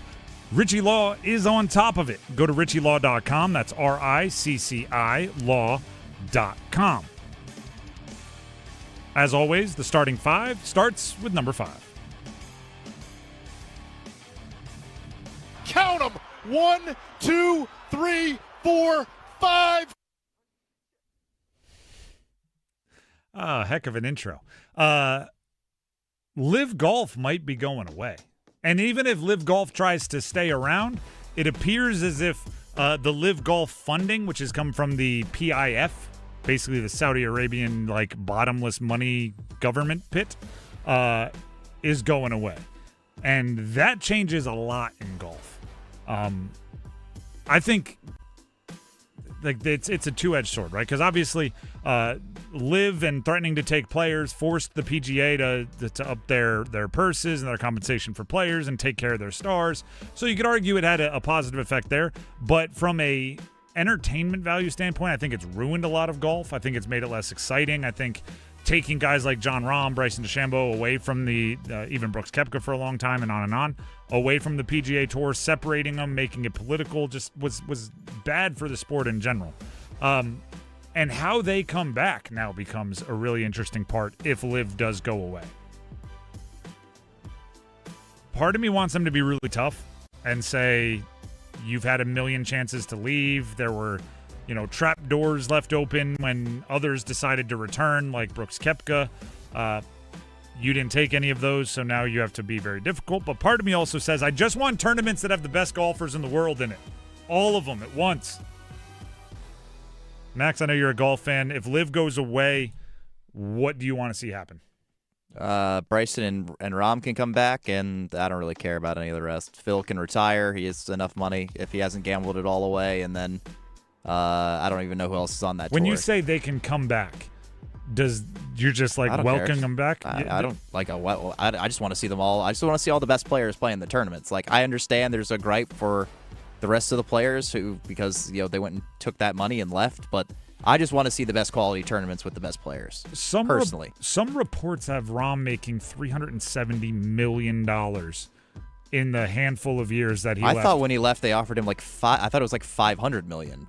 Because he was had the anti-live stance for a while, and eventually the bidding got so high that he just accepted it. I believe the kind of accepted, maybe it's a conservative estimate, but the of his sign-on was $300 million, and then he has made roughly $70 million in prize money since joining. And again, I don't that's. Trust me, the Live Golf isn't sending out tax returns on these guys, but there's got to be something as far as you did that. You get I don't know, make him pay $50 million and then he can get in, right? Just make it seem like there's a punishment for it, and then you can play, or you can go qualify normal. Go make him grind the DP tour, or go make him go to Q school. Go make him go back to, where was he, Arizona State? Go make him go qualify through Tour University. I don't know. There's got to be something, but you're right. I do want. Well, no, because he's already in all the majors, so you're already seeing that. I just don't want him playing for Live. That is number 5. Let's get to number 4. 1, 2, 3, 4, all together. This was going to be a transfer portal segment, but instead, let's pivot here. And actually, the cha-ching still works. Earlier today, Duke football, Manny Diaz, contract extension announced through 2032. He being the Duke football coach that won an ACC championship this past year. It's smart. I think it's appropriate, right? You win an ACC championship at Duke, you deserve to get rewarded. What he's been able to do as far as keeping momentum going, post Mike Elko. Mike Elko got things going right in 2 years, kind of middle of the night, ran away to Texas A&M. Manny Diaz showed up, kept it building. So I think it's fair. I also think it's smart of Manny Diaz. Manny Diaz is inherently, and it's just the way of the world in this case, because there's nothing he could have done to prevent it. But he is playing with fire as far as stability, right? He showed up. When he took the job, one of the first things he did was he got a commitment from Malik Murphy, quarterback transfer from Texas. And that became the building block for his first season. And if I'm not mistaken, Malik Murphy broke the school record for passing touchdowns. Then Malik Murphy transfer portal, and boom, one of the first things they do is they went and got a commitment from Darian Mensah, and Darian Mensah was one of the best quarterbacks in the country by advanced analytics. That alone is a really difficult high wire act, right? Going from quarterback to quarterback is not easy, especially when you're bringing him in from elsewhere. Again, now this is not his fault because they had a multi-year agreement with Darian Mensah that didn't hold up in court, but he leaves to go to Miami in the 11th hour of the transfer portal. They're scrambling. They're going to have, in the Manny Diaz era, 3 quarterbacks in 3 years. It is ridiculously difficult to go from one transfer quarterback to another transfer quarterback and have success, and they've already done that. And they're trying to do it either promoting a guy that wasn't expected to be the starter this year that they've developed from within, or bringing in other transfers and throwing them right into the starting lineup. That's difficult. So getting the stability, getting the long-term commitment from your school right before you try to do it once again is a smart move, right? That's good business on their part, on Manny Diaz and his agent's part, because, it's probably unfair to expect just a new quarterback every year and another 8-9 win season, and you just keep that rolling every single year. So you get the stability, you get the work, you get the commitment, and you probably buy yourself a couple years, right? So now if this year's quarterback situation doesn't work out, and by the way, they're losing a ton of talent as far as wide receiver Cooper Barcade in the transfer portal. 3 guys that I would expect to get drafted out of Duke, and Vincent Anthony Jr., who we had on the show earlier today. Brian Parker, their tackle, who's going to be an interior offensive lineman at the next level most likely. And Chandler Rivers, one of their corners. They also lost Terry Moore in the transfer report. Like, they lost a lot. So, getting the commitment before a year where you're replacing a ton of the dudes that have been a major part of the most successful run of Duke football history is good business. And I don't think it's bad business by the team. Again, you have to reward somebody that has that type of success for Duke football. And Duke fans, if you want a little more good news, Caden Boozer said he's coming back today. So, from football to basketball, he has committed to returning to Durham. I wouldn't expect his brother to follow suit. Caden started saying, like, during the ACC, or right at the end of the regular season, he was like, that might have been the last regular season game I ever played with my brother. So he's aware. And so he's coming back. He's not expecting to be hanging out with his brother again. That is number 4. Let's get to number 3. That was 80 miles an hour into the midsection of Simon Holmstrom. Nikishin will keep it in. He'll send it across Nystrom. Nystrom, side of the net, Jankowski. They score! They kept the pressure on, and Mark Jankowski from the sharp angle has Carolina up 2-1. Carolina, the time of their first game has been announced. They'll be taking on Ottawa in the first round of the Stanley Cup playoffs. It'll be a Saturday 3 o'clock puck drop. You can hear it right here on 99.9 The Fan. It will be preceded by a 1 hour long storm watch. So 2 o'clock here on 99.9. You can start getting your mind right. If you're out there tailgating, have us tuned on in the car, right? Turn it on, get the radio blaring, and hear Adam Gold and insight from all the powers that be getting you ready for the game. Do we know what time the lots are opening for tailgating for a 3 o'clock game? Paul Ihander, our brand director here and host of Next Up in the morning with me, typically 9 to 10 every day. He believe he said earlier that they are supposed to open at noon, which does not seem early enough. All right, so hey, no warm-up. Show up ready to play. Show up, tailgate, get after it. Do what you got to do. It should be, by the way, hot this weekend, especially on Saturday. So, mix in a water. You know what I mean? Make sure you stay hydrated. Mix in some H2O. But the tailgating scene should be electric. It's one of my favorite parts about Southern playoff hockey is you do get to get like a true tailgating experience. Then go inside and enjoy a hockey game. So do exactly that. Max, I told you I was going to ask you this earlier today. If you are a Canes fan, this is going to sound, ridiculous, and certain fans will get mad at you, but you're probably used to making the playoffs, right? Like, you with this core, with this coach, you expect to be here. At this point, yeah. I mean, I'd be lying if I said I didn't come into the year this year and expect them to win the division. So what you're looking for is, now that you are where you expected to be, how are you different than the last 7 teams that have failed to make it to the final, have failed to hold the cup, despite the fact that they've been very good. They've been peaking at the right time. They've been healthy at times. Like there's a little bit of everything. What is different about this year that makes you optimistic to think they can do what those other teams haven't been able to do during this portion of their era? I think this is the most offensively gifted Hurricanes team we've ever seen. I mean, the stats back it up. They've scored more goals in a season than any Hurricanes team ever has, beating out the team from 2006 that went on to win the Stanley Cup. And you see it on the power play. You see it in the way that they can roll the lines and anybody can score. I mean, you've even got like your fourth-line center in Mark Jankowski putting in a 10-10 season. Double-digit goals for Eric Robinson down there on the fourth line. As you work your way up, you've got Nick Ehlers playing with Stahl and Martinook on what would typically be a team's third line. Well, that guy on the third line has 71 points. I ask anyone out there to go find someone playing anything close to third-line minutes on any other team in the NHL and find another guy that had 25 goals and 70 points. It's going to be hard to find. And you just keep working your way up. You've got the second line that's just been buzzing ever since they got put together with Hall having the veteran presence with the 2 youngsters in Stankoven and Blake, and then there's not that much you need to say about the top line, where it's just 3 of your franchise cornerstones, including Svechnikov, who's having a great bounce-back year and has his second 30-goal season. Now, the defense is not as good as it typically is. It's still very, very good. And they've added some size there on the back end by having Nikishin and Keandre Miller as roster regulars now, and that is a really big key when you get to the playoffs.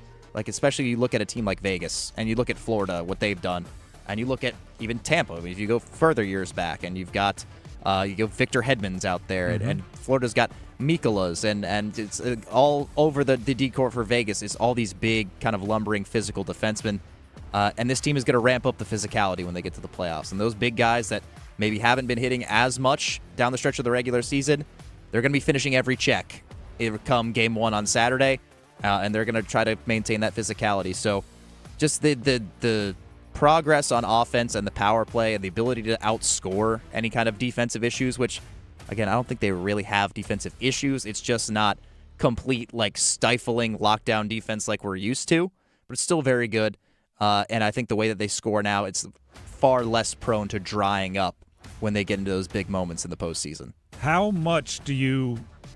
I don't know if are you a superstitious person? A little bit, not a ton, but how much do you put into all of like the seemingly kismet or cosmic connections to that 05-06 team? Because there's quite a few, and if you look at potential opponents down the line, it could get freaky. All the way down to like there have been 2 free agent additions who in their first year have put together 70-point seasons. It was Corey Snellman in that year. It was Ehlers in this year. A seemingly kind of coming from nowhere first-year goalie, right? Cam Ward ends up being everything Cam Ward becomes. Bussy, for different reasons, has kind of a magical season going on here. You brought up the goal scoring, right? The Canes are known so much, I wouldn't say as like a high-flying goal-scoring offensive, right? It's two-way hockey and it's all those sorts of things, yet this year broke the goal-scoring record of that year. I'm actually kind of bummed that Seth Jarvis didn't play enough games to get to 70 points, because then there would have been 70-point scorers, 4 70-point scorers on that team, 4 70-point scorers on this team. And he almost certainly would have been, too, and probably would have had a run at 40 goals if not for his injuries. There's a lot of those, first time since 05-06, first time since 05-06. In the Eastern Conference regular season. I don't look at it and think that often about, the universe is telling us something. But when it happens, there's so many, it's hard to truly ignore it, even from somebody like I am not a superstitious person really much at all. But it's interesting. I know there's a light groundswell. Jordan Stahl for Selke, perhaps. He will not win, although he may be deserving. Okay, we'll say deserving to win. Brind'Amour won the Selke that year. There's the deserving of the Selke. There's a lot of those weird things going on. Captain, Selke, at least deserving. There's a lot of strange things. If you're somebody that believes in that sort of thing, get the tarot cards out, get the Ouija board. Tell me if this is all meaning something. That is number 3. Let's get to number 2. Just the two of us. It's Steph Curry. John is on it. Bumped Curry. 3. Good! 34 for Curry. The play-in games continue in the NBA. All that manufactured high stakes because these teams, in some cases, don't deserve to be even playing in them. In some cases, should already be in the postseason because they were in the top 8 seeds. But the Hornets are taking on the Magic. Winner goes on to the quote-unquote real playoffs. Last I checked, Hornets favored by 3.5. Max, as our resident Hornets, Max's Minute Hornets analyst, is 3.5 the right number? Is that an appropriate favor for the Charlotte Hornets? I think Charlotte should be favored by like 7.5. Ooh. They have dominated the Magic when everyone was on the floor. Thankfully, LaMelo Ball not suspended. There was maybe a chance of that. There was some. We have some audio of that, right? Some pushback on the refs not getting anything in the game. We do have the reaction. It's actually a very tempered reaction. So let me paint the whole picture. LaMelo Ball fell on his back. Bam Adebayo was nearby. He grabbed his ankle or pushed his ankle, whatever you want to call it. Tripped Bam Adebayo. Bam Adebayo gets hurt. He's not available. After the game, the Hornets go on to win in overtime by 1. Eric Spoelstra, head coach of Miami, has some strong words saying that he should have been thrown out. It's all those sorts of things. Spoelstra then today is asked about LaMelo Ball's fine, which would have come out to like $35,000, something like that. $35,000 for the incident, and then he got an additional $25,000 for swearing in the post game. Okay, so he that's the fine, and Spoelstra's asked about it. The reaction to the fine: he's not suspended, and as you just heard Max say, kind of a measured response from Spoelstra. Here it is. I'm not really thinking about that anymore. I said what I had to say about it. I didn't think that he needed to be penalized more moving forward. I don't think that would make sense. I don't think he's a dirty player. I just think at the moment, both things can be true. In that moment, it was a dirty play and it was a dangerous play. It should have been caught at that moment, but it wasn't. And then, you move on. And, really I'll be thinking about, the 4-point lead, going down the stretch of regulation. I'll be thinking about Kobe White's shot right in front of our bench for a while, this summer. That was a tough shot, even tougher when I watched it on film than it seemed live. And then our opportunity, to get a stop there at the end of OT. We had our opportunities regardless, and that was a really unfortunate incident that wasn't caught, wasn't penalized in the moment, but that did not affect our opportunity at the end of the game, to close that game out. This is one of the few times where it would have made sense if basketball had hockey rules, right? Because then the coach would be able to say all of that. LaMelo would know, like, the second month of the season next year, somebody from Miami would be coming off the bench, pummel his face in for a few, and then you would move on, and everyone would be better for it. Not better for it, but everybody could move on and put it in the rearview mirror. In the NBA, that doesn't happen, so you just kind of move on. The coach just has to say, whatever, and you can't stew on it. Measured reaction, reasonable reaction from Eric Spoelstra, and that's for all the people on social media who are crying about the fact that LaMelo didn't get suspended. I understand we're biased here. I'm biased here, but I think it needs what he said about it needing to be recognized in game is really important. Yeah, I feel like they could have taken a look at it. It shouldn't impact future games. I do think that replay needs to be more all-encompassing in every sport, where you just can, like, hey, that one was obvious. Let's go send it to video. But because it wasn't, it shouldn't impact moving forward. And that would actually be a disservice to Miami, because then Miami lost to a team that had LaMelo Ball, and the team that advanced wouldn't be a team that had LaMelo Ball. It would be like an unfair advantage for the next guy, right? So it's the same thing when you in college football, when you have a targeting and they take you out of the first half of the next game. It's like, Well, no. If there's any kind of punishment, it should benefit the team that suffered the targeting. It shouldn't benefit the team next week that didn't have their guy's head taken off. Suspended for the first half of the next game. That makes no sense. Like, if he's going to be suspended, if he's going to be thrown out, it had to be against Miami because Miami was the one that lost Bam Adebayo. The Magic didn't lose Bam Adebayo. They shouldn't just get the benefit of playing the Hornets without LaMelo Ball. Yeah. It's backwards. And that's that Spoelstra clip. The people who need to hear it won't hear it, and that's the people trolling on social media. Well, they're going to get 2 free throws. They lost by 1. The coach himself said it actually didn't affect the outcome of the game. So unless Bam Adebayo was going to be the free throw shooter that he had in the 183-point game. Also, like, if he didn't get hurt, like if he just fell down, we never would have looked at the replay of that game again. It never would have come up. Well, that's, I don't mind rules like that either. Like the rules in hockey where if blood is drawn, it changes things. Like, I think that's fine, right? I think if there's a illegal hit that takes out a quarterback, like that should darn near be like an illegal hit that wins a boxing match where it's just like, nope, you lose. You hit, below the belt and ended the fight because you don't want to make it like worth it, right? Hey, we send a guy out there, he hurts Bam Adebayo, now we win. You don't want that to happen. That is, what number is that? 2? Let's get to number 1.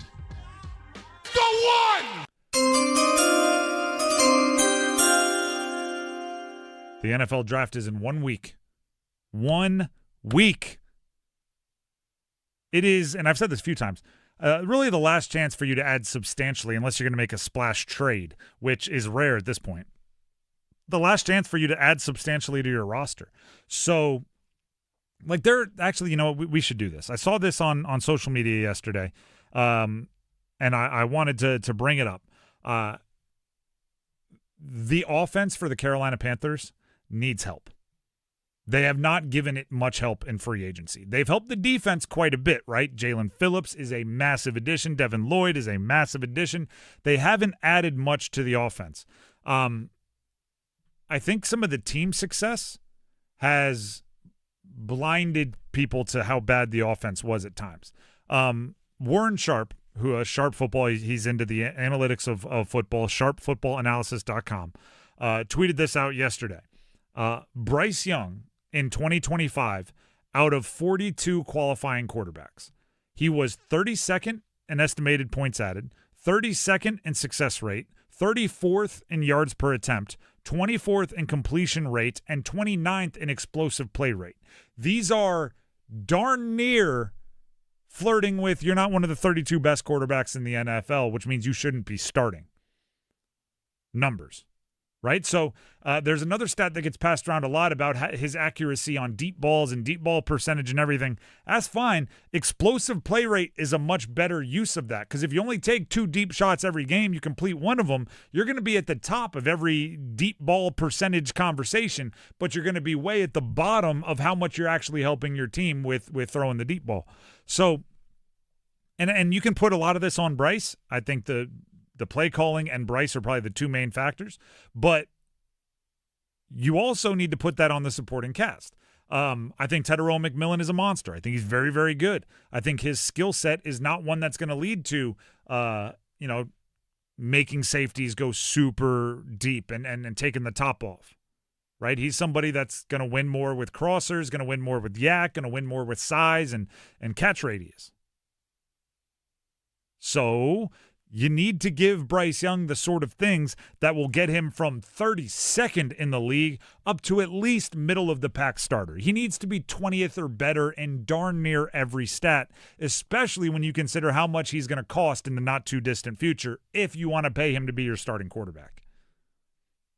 So looking at the draft and saying it's, really the last time to add significantly to your roster, they better go offense. And it doesn't have to be necessarily like offense with your first pick, although it definitely can be. But, second, third, and fourth if it's not your first pick. Think about it like last year, right? I thought they really needed to hit the defensive side of the ball last year. They took Tedero McMillan first, but then they went edge rusher in rounds 2 and 3. If you do take somebody for the defense in the first round, I think then you have to go offensive line, playmaker in 2 and 3. Right, you have to go playmaker, could be a running back with speed, could be a tight end with speed, could be a wide receiver with speed, somebody that can take the ball the distance, second round, and then an offensive lineman in the third, because the offense needs help. And you changed your play caller, which could end up being part of the difference, but the offense needs more help than that. And the draft is one of your last opportunities to, in any kind of significant fashion, give it some help. The Drive with Tim Donnelly, 99.9 The Fan. Here on The Drive, we need numbers game contestants, don't we? We have Billy Idol tickets at Coastal Credit Union Music Park on August 23rd. If you want to win the tickets, if you want to play the numbers game, go ahead and give them a call. 919-860-5326. That's 919-860-5326. Call in us right now. Be a contestant on the numbers game. Max will get you situated. We need 2 contestants. The winner gets the Billy Idol tickets. The numbers game coming up next. Dennis Cox here real quick for my friends over at Law Tigers. Something that you need to make sure you do as a motorcycle rider is be prepared. It's the same thing we talk about in sports. Preparation is key, right? Before you go into a match or a game, you want to be prepared as best as possible. Same thing goes when you are riding your motorcycle. Know what routes you're going to be driving. Know exactly what routes you're going to be going on. Know the road conditions. Look that stuff up ahead of time. Understand the weather conditions. That way, you are fully prepared when you get out on the motorcycle, knowing where you're going, knowing any escape routes that you have in case you are stuck in traffic. Maybe there's a bad storm that rolls through. Be prepared. And also be prepared if you're injured in a motorcycle accident by making sure that you remember the number 1-800-LAW-TIGERS. Call 1-800-LAW-TIGERS if you're injured in a motorcycle accident. Case evaluations always free, and you don't pay a dime until your case settles. Law Tigers is a network of independent law firms who are members of the American Association of Motorcycle Injury Lawyers. Law Tigers is not a law firm. One goal. Taylor Hall. Moving it back. Nikishin. Ehlers. Shoots his scores! Oh, the power play! Tilly in front. Shot! Oh, what a save by Bussy!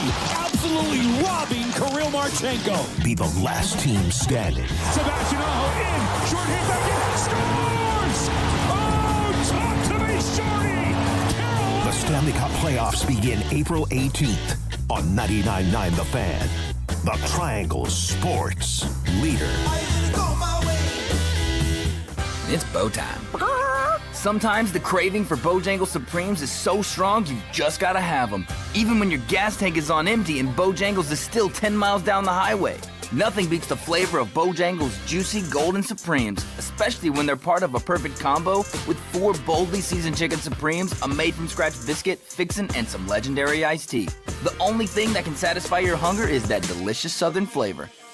So when the craving is supreme, put the pedal to the metal. It's bow time.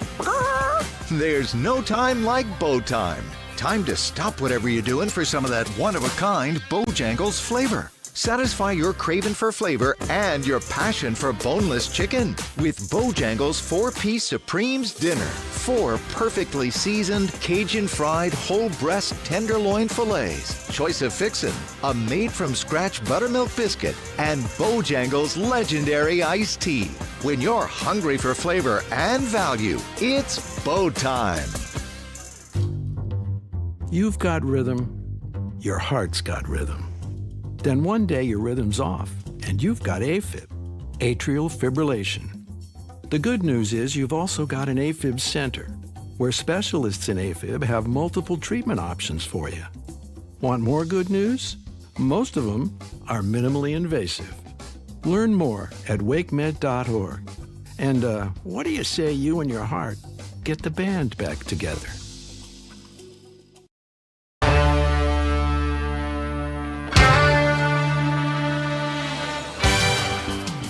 The Drive with Tim Donnelly, 99.9 The Fan. It is time to play the numbers game. For today, our contestants are Cody in Raleigh and Trent in Raleigh, and they will be battling it out with numbers game trivia to find out who gets the Billy Idol tickets. When he comes to the area, Billy Idol will be here August 23rd at the Coastal Credit Union Music Park. With that being said, we'll bring each of them onto the show, Cody and Trent, ask them the very same question. Max will be our judge for today. He'll pick his favorite answer, and that person will get to go first. Let's start with Cody in Raleigh. Cody, can you hear me? I can. Can you hear me right now? I absolutely can. You are on the air, and the question for today is, we have postseasons kind of starting all over the place. So what is the best postseason in all of sports? You know, I started watching basketball a few years ago and really started tuning into the Hornets. And I think what they've done at the turn of the since the turn of the year has been really excited. So I've been watching every game. I think they've got an opportunity to maybe even get a first-round win if they can get through this playing game. So pretty excited to watch the Hornets and just NBA basketball in general. All right, so NBA playoffs. Max, any follow-ups? All right, he's shaking his head no. We'll go to Trent in Raleigh. Trent, can you hear me? Yes, I can. All right, perfect. Same question to you. We have playoffs starting all over the place, so we're asking what is the best set of playoffs? What sport in the entire kind of run there? Which one's your favorite? You can't beat March Madness. The March tournament. All right. That's going to be my answer. All right, so Cody went NBA playoffs. Trent went March Madness. A lot of basketball fans here. Max, which one are you rolling with? And what was the correct answer in your book? Well, the answer for me is the NHL playoffs, but I'm definitely a puck head, so a little biased. But I think the excitement, like the first round of NHL playoffs, and there's 4 games a night, just is beautiful. It's so great. But my second favorite is probably March Madness, so we will give the nod to Trent. But interesting, they both went basketball, just one NBA and one college. It's also I guess the NHL is also going now. It's very recency bias, right? Just enjoyed March Madness, just about to start the NBA playoffs. They're right on top of it. So Trent will get to go first. Cody, don't worry, you will have your chance. Just have to sit on hold for a second. Trent, are you ready to pick a category? Yes, I am. All right, the categories are NFL, Panthers only. MLB in-season home run leaders, NBA play-in round ballers, or NHL Hurricanes only? Let's go Panthers only.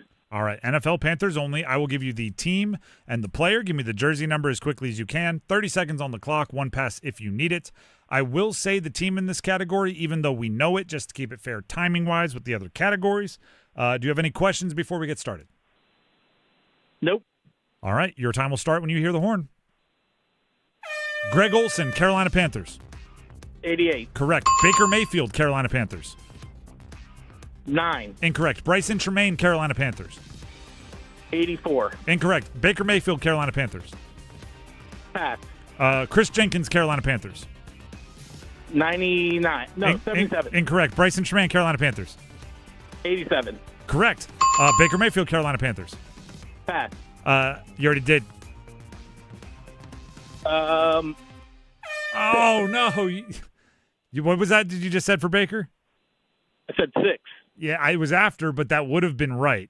So that is a brutal, because if you would have gotten that one quicker, the second one you said for Chris Jenkins was right. You said 99 and then corrected yourself to 77. We have to take what you said first.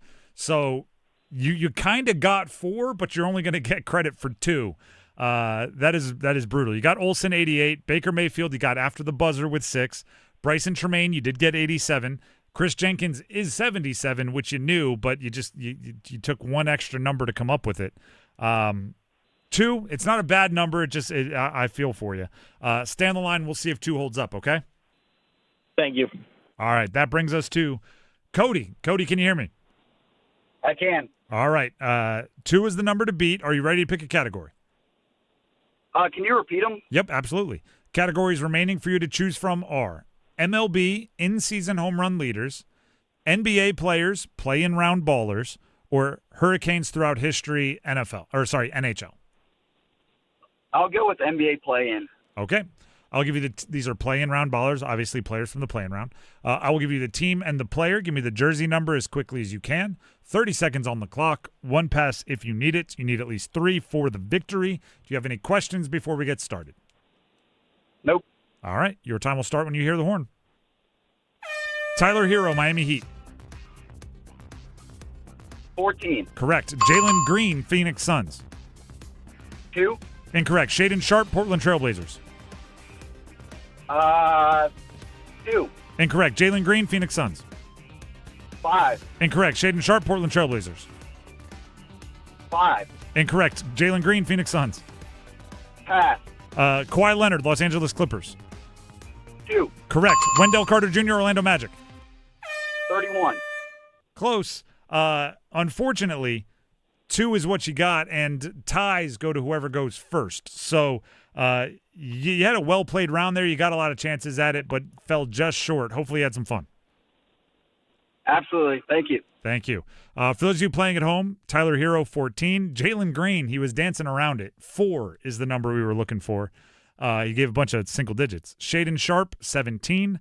Kawhi Leonard, you heard it there too. He got close on Wendell Carter Jr., ended up being 34 is the number we were looking for. He was in the 30s somewhere. And that means Trent is our winner. Trent, congratulations. Woo! Thank you. I like that. I like the half of Ric Flair. Woo! Go ahead and stay on the line, and Max will get the info he needs to make sure you get your prize, okay?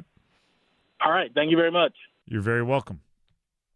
Now, I don't root for anybody, but I did feel for Trent that he only got the 2 when he really knew 4 of them. He just maybe didn't execute as well. So he ends up with the win anyway, and gave us the little mini Ric Flair. Little mini woo, woo. We're going to start doing that again. For a while, we went through, instead of doing a question and then making the producer pick their favorite, we would have them do things like, give me your best Ric Flair. Give me your best impersonation of at one point we did, I think it was a turkey call, and maybe that was around Thanksgiving. And then our producer had to pick the best one of those. Maybe we'll go back to that a little bit, have some fun with it. By the way, everybody, not only should you be listening for more editions of the numbers game at this time every single day, we will have more Billy Idol tickets tomorrow. That'll be the last run of Billy Idol tickets. We kind of break up the prizes by a week. So Friday is traditionally the end of a run there. We'll have a new awesome prize next week. But you should also be listening in online and downloading our app, 99.9 The Fan, to your phone. It is I think a pretty impressive app. There's, live streams, there's YouTube, there's things to read, we put up a bunch of content, but there's also a tab all about how you can win stuff. We do prizes online. We do giveaways specifically to online, whether it's our app, which you can find Google Play and App Store, 99.9 The Fan, just search for it, as well as 999thefan.com. So there's things that we give away online that we don't even mention here because we want to reward the people that partake in consuming our content another way. So I don't want you to miss out on that because you listen here. I want you to be included in that and the giveaways and the prizes and the numbers game things we do here live on air. So go download the app, 99.9 The Fan. Check out the Win Stuff tab and enjoy it all. That's my piece of advice to you. We are going to take a break here. When we come back, there is a potential earth-shattering, maybe a little overdramatic, but college sports rattling change to the rules for NCAA eligibility coming your way. I think I can solve all of the problems in one simple change. Coming up next. Stick around. Evan, Canty, and Michelle are unsportsmanlike. You can't put a team built with freshmen as favorites anymore. AJ DeBanza, awesome for the pros, awesome for BYU, not championship contender. Darren Peterson, awesome for the pros, was awesome at times for Kansas, not a championship contender. If I tell you, and I don't know who the players are yet, all of these great freshmen are going to Duke, don't you just assume that's great for the pros and not for college? Mornings from 6 to 9 on 99.9 The Fan, the Triangle Sports Leader. McDonald's is putting value back on the menu. Whether you're craving a Big Mac, McNuggets, or sausage, egg, and cheese McGriddles, make it a meal and save. Your favorite is now your wallet's favorite too. Extra value meals are back.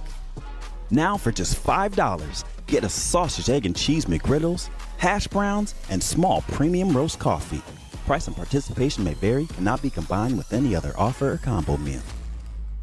To 15-year-old Harper, buying an $80 vintage rock t-shirt is a great investment. To Harper's mom, this logic has a few holes in it. So she helped Harper open a Wells Fargo Clear Access banking account.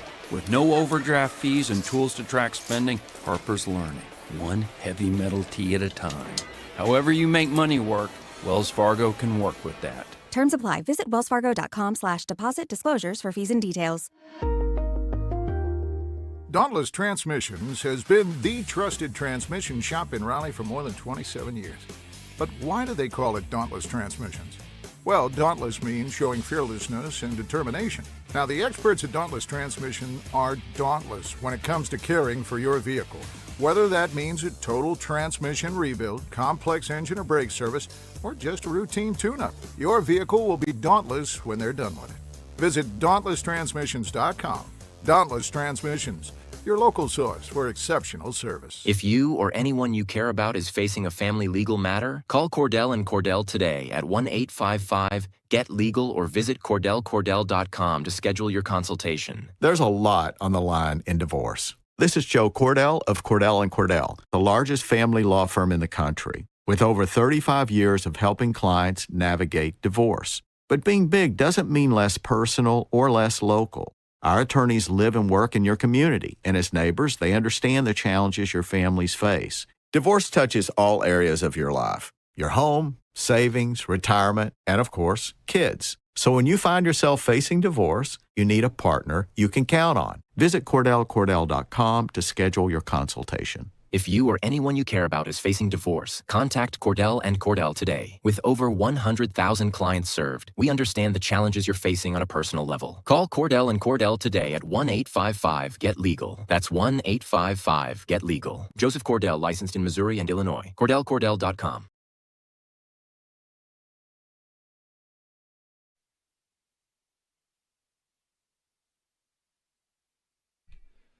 The Drive with Tim Donnelly, 99.9 The Fan. So there are changes coming to college sports. There are changes that have already taken place that are still being sorted out, right? When it comes to transfer portal, NIL, all those sort of things. There are changes that we still don't even know like the best way to handle them. One change that appears to be on the way is something that is being called age-based eligibility.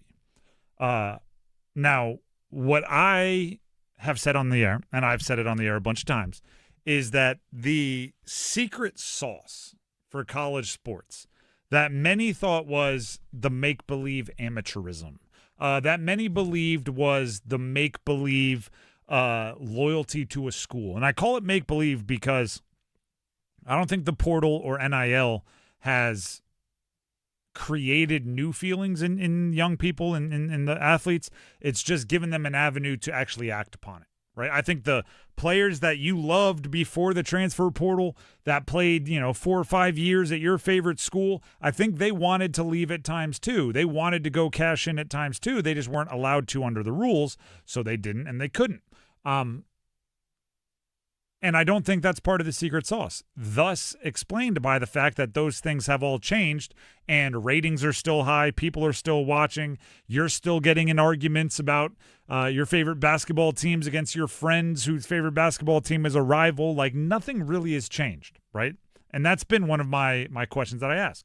Every time, like, NIL becomes legal, or every time revenue share becomes legal, or transfer portal, and people complain, I simply ask, how has it changed your Saturday, right, if we're talking football? How has it changed your game day? Not really at all, right? It doesn't impact you at all if your quarterback drives home in a nicer car to a nicer apartment, or if your starting point guard can invest in a business. It doesn't impact you really at all. So none of that ended up being the secret sauce, the thing that made college sports what it is. I've said from the beginning, the only thing that I would be really, really worried about the future of college sports, if it gets messed up, is eligibility. I think the secret sauce is there is constant roster turnover. There are people exhausting their eligibility that you have to replace every year. And these are young athletes. You don't have the 30-year-old. You don't have the veteran. You don't have the guy that's seen every defense 100 times. You don't have that. You have, at times, right, the 19-year-old freshman, teeth clattering, taking a free throw with the game on the line. That's the secret sauce. And coaches know if you get a team together and it's a really good one, There's urgency to win right then and there because it'll never be the same again. You very, very, very rarely have what you see in heck, Michael Malone did it when he was the coach of the Nuggets. Bruce Arians did it when he was the coach of the Bucks, right? You win a championship, you go to the parade, and you say, everybody's coming back. Can't do that in college because, right, some senior just took his last finals and he's done. Whether he's going to the NBA or going to the NFL or not, he's done. So eligibility becomes key. And we've seen that. It hasn't been broken, but we've seen it flirted with recently. Right, the lawsuits. You see guys having their 7th year, 8th year, 9th year of college sports. You have guys that are 23, 24, 25. You have 23-year-old freshmen. You have some really crazy scenarios. And I don't like that. I don't, because that's to me flirting with ruining the secret sauce of college sports. So one of the proposed changes, so proposed solutions, is something called age-based eligibility, which means you get 5 years from the end of your high school graduation, or if you're not in the U.S. education system, you get 5 years from your 19th birthday, and that's it. You don't get more than that. There's no waivers. There's no medical hardships. You get 5 years from those moments. I don't think that's perfect. I think it's better than what we're dealing with. I don't think it's perfect. Now, that is the table setting for this conversation. The side note here is I look for quote-unquote referees' decisions or controversial rulings that are accepted and the opposite of messy, very, very clean. And I look for those and I go, okay, how can we apply that to everything? And there's really only one in-game review, or there's really only one type of referee's decision that we all just very open and close accept. And do you know what that is? Clock adjustments. A referee runs over to the sideline. They look at something on and they go, will you please put 0.4 seconds back on the clock? And nobody argues. Nobody makes a big kerfuffle about it. Why? Because you can't argue with time, right? You just start the stopwatch, you stop the stopwatch, and boom, it goes. No coaches go running out there like, why are you putting 0.4 back on the clock? It's just open and shut, accepted. Fans go, oh, wow, they put 0.4 on. And you move on. So I want as many things in sports as possible to be decided by a stopwatch. If that's the only thing we're not going to argue with, I want as many things as possible decided by the stopwatch. And I have multiple examples. I can fix what is a catch, what is not a catch in college and the NFL and football. Once you get possession, do you hold on to it for, pick a time, 0.3 seconds? And as long as you have possession for 0.3 seconds, I don't care if you make a football move, whatever the heck that means. I don't care if you take 2 steps. I don't care if you're in the end zone, out of the end zone. If you have it for 0.3 seconds, that's possession. After that, it's a fumble. If you drop it, it's a touchdown if you're in the end zone and you have it for 0.3. That's it. So imagine that review. Was it a catch? Was it not a catch? Referee runs over. Possession, boom, start the clock. 0.3 seconds later, boom, it's a catch. No more arguing, just like there's no arguing at the end of a game. I can take it one step further. Celebration, right? Taunting. How about after a first down or a made 3? You get 7 seconds to do whatever the heck you want. You can jump up, you can do the Macarena, you can point, you can spike, you can do whatever. But if it goes beyond 7 seconds, taunting flag. Throw it. Referee doesn't, or coach doesn't like it, go over, start the clock, boom, boom, boom. As you can see, you are still tossing the football at 7 seconds. It's a wrap. After a touchdown or after a bigger shot in basketball or a home run, you get 15 seconds to do whatever you want. Solve everything with a stopwatch. Now, how can we apply that to eligibility? I don't care where you are. I don't care if you're graduating high school in the United States, Europe, somewhere else. I don't care if you're homeschooled. 18 to 23. Pick a date on the calendar. I don't care what it is. September 1st. If you are 18 on September 1st, you get to play that year. If you are 19, 20, 21, 22, 23. Or 22, I guess would be the last one. If you are those ages, those 5 years on September 1st, you get to play that year. If you're younger than that, you got to wait a year. If you're older than that, so sad, go get a job, play pro somewhere. Just make it the same for everyone. And once it's the same for everyone, everybody is aware, right? There's no, well, we're bringing him in. We think we can get a medical waiver, so we're going to have him for 3 years. But if he hits the portal, we're not going to support that waiver, so whoever's next can't have him for 3 years. No. Everybody, same playing field. You want to go do a prep year? Great. Go do a prep year at IMG or some boarding school or Oak Hill. Go do a prep year. But if that year on September 1st, you're 18 years old, that prep year, you don't get back on the other side. You don't get to go be a 24-year-old super duper senior. And then everyone is aware the entire time of where you stand. And everyone is aware that college sports still have that secret sauce of a ticking clock in the corner. I played college sports, and I can tell you how every single season starts. Every single season starts this way, at least in football, where there's like, I think football more lends itself to like big dramatic speeches because it's a bigger group. Basketball is much more like, intimate and one-on-one.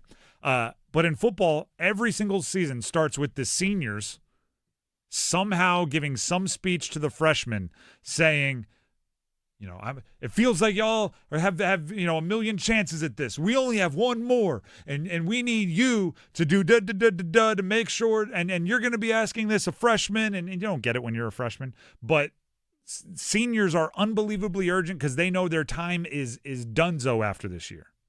I don't even know if that still happens. Because seniors would be up there going like, I only have one more chance at this unless my court case is accepted or I get the injunction from the Supreme Court that says that they're not allowed to take away my ability to earn a living. And then I'll have another chance. It won't be here. It'll be in the SEC where I'm going to get paid more. You don't have that. And you need it. So put the clock on, right? I think I should play next year. All right, let's go check. Let's go, just like refs going to check who touched the ball last before it went out of bounds. We'll just go over to the clock here. We'll see your birthday, and you're going to be 23 on September 1st. You are not allowed to play next year. You can go try to play professionally, or I would suggest if you want to be around the game, you look into graduate assistantships, graduate GA jobs. It's crazy how disconnected college sports is getting from college. Yeah, true. Like you're talking about like the actual timeline of which you should graduate college. It's not in this scenario would be less related to, the school you're going to and where you're taking classes, and more so just when you're eligible to play in the games. I mean, I would say it's like the traditional college age is 18 to 23. Yeah. Like that is like, I'm not trying to make this to where it's not, at least in theory, connected to when you should be on campus getting a degree.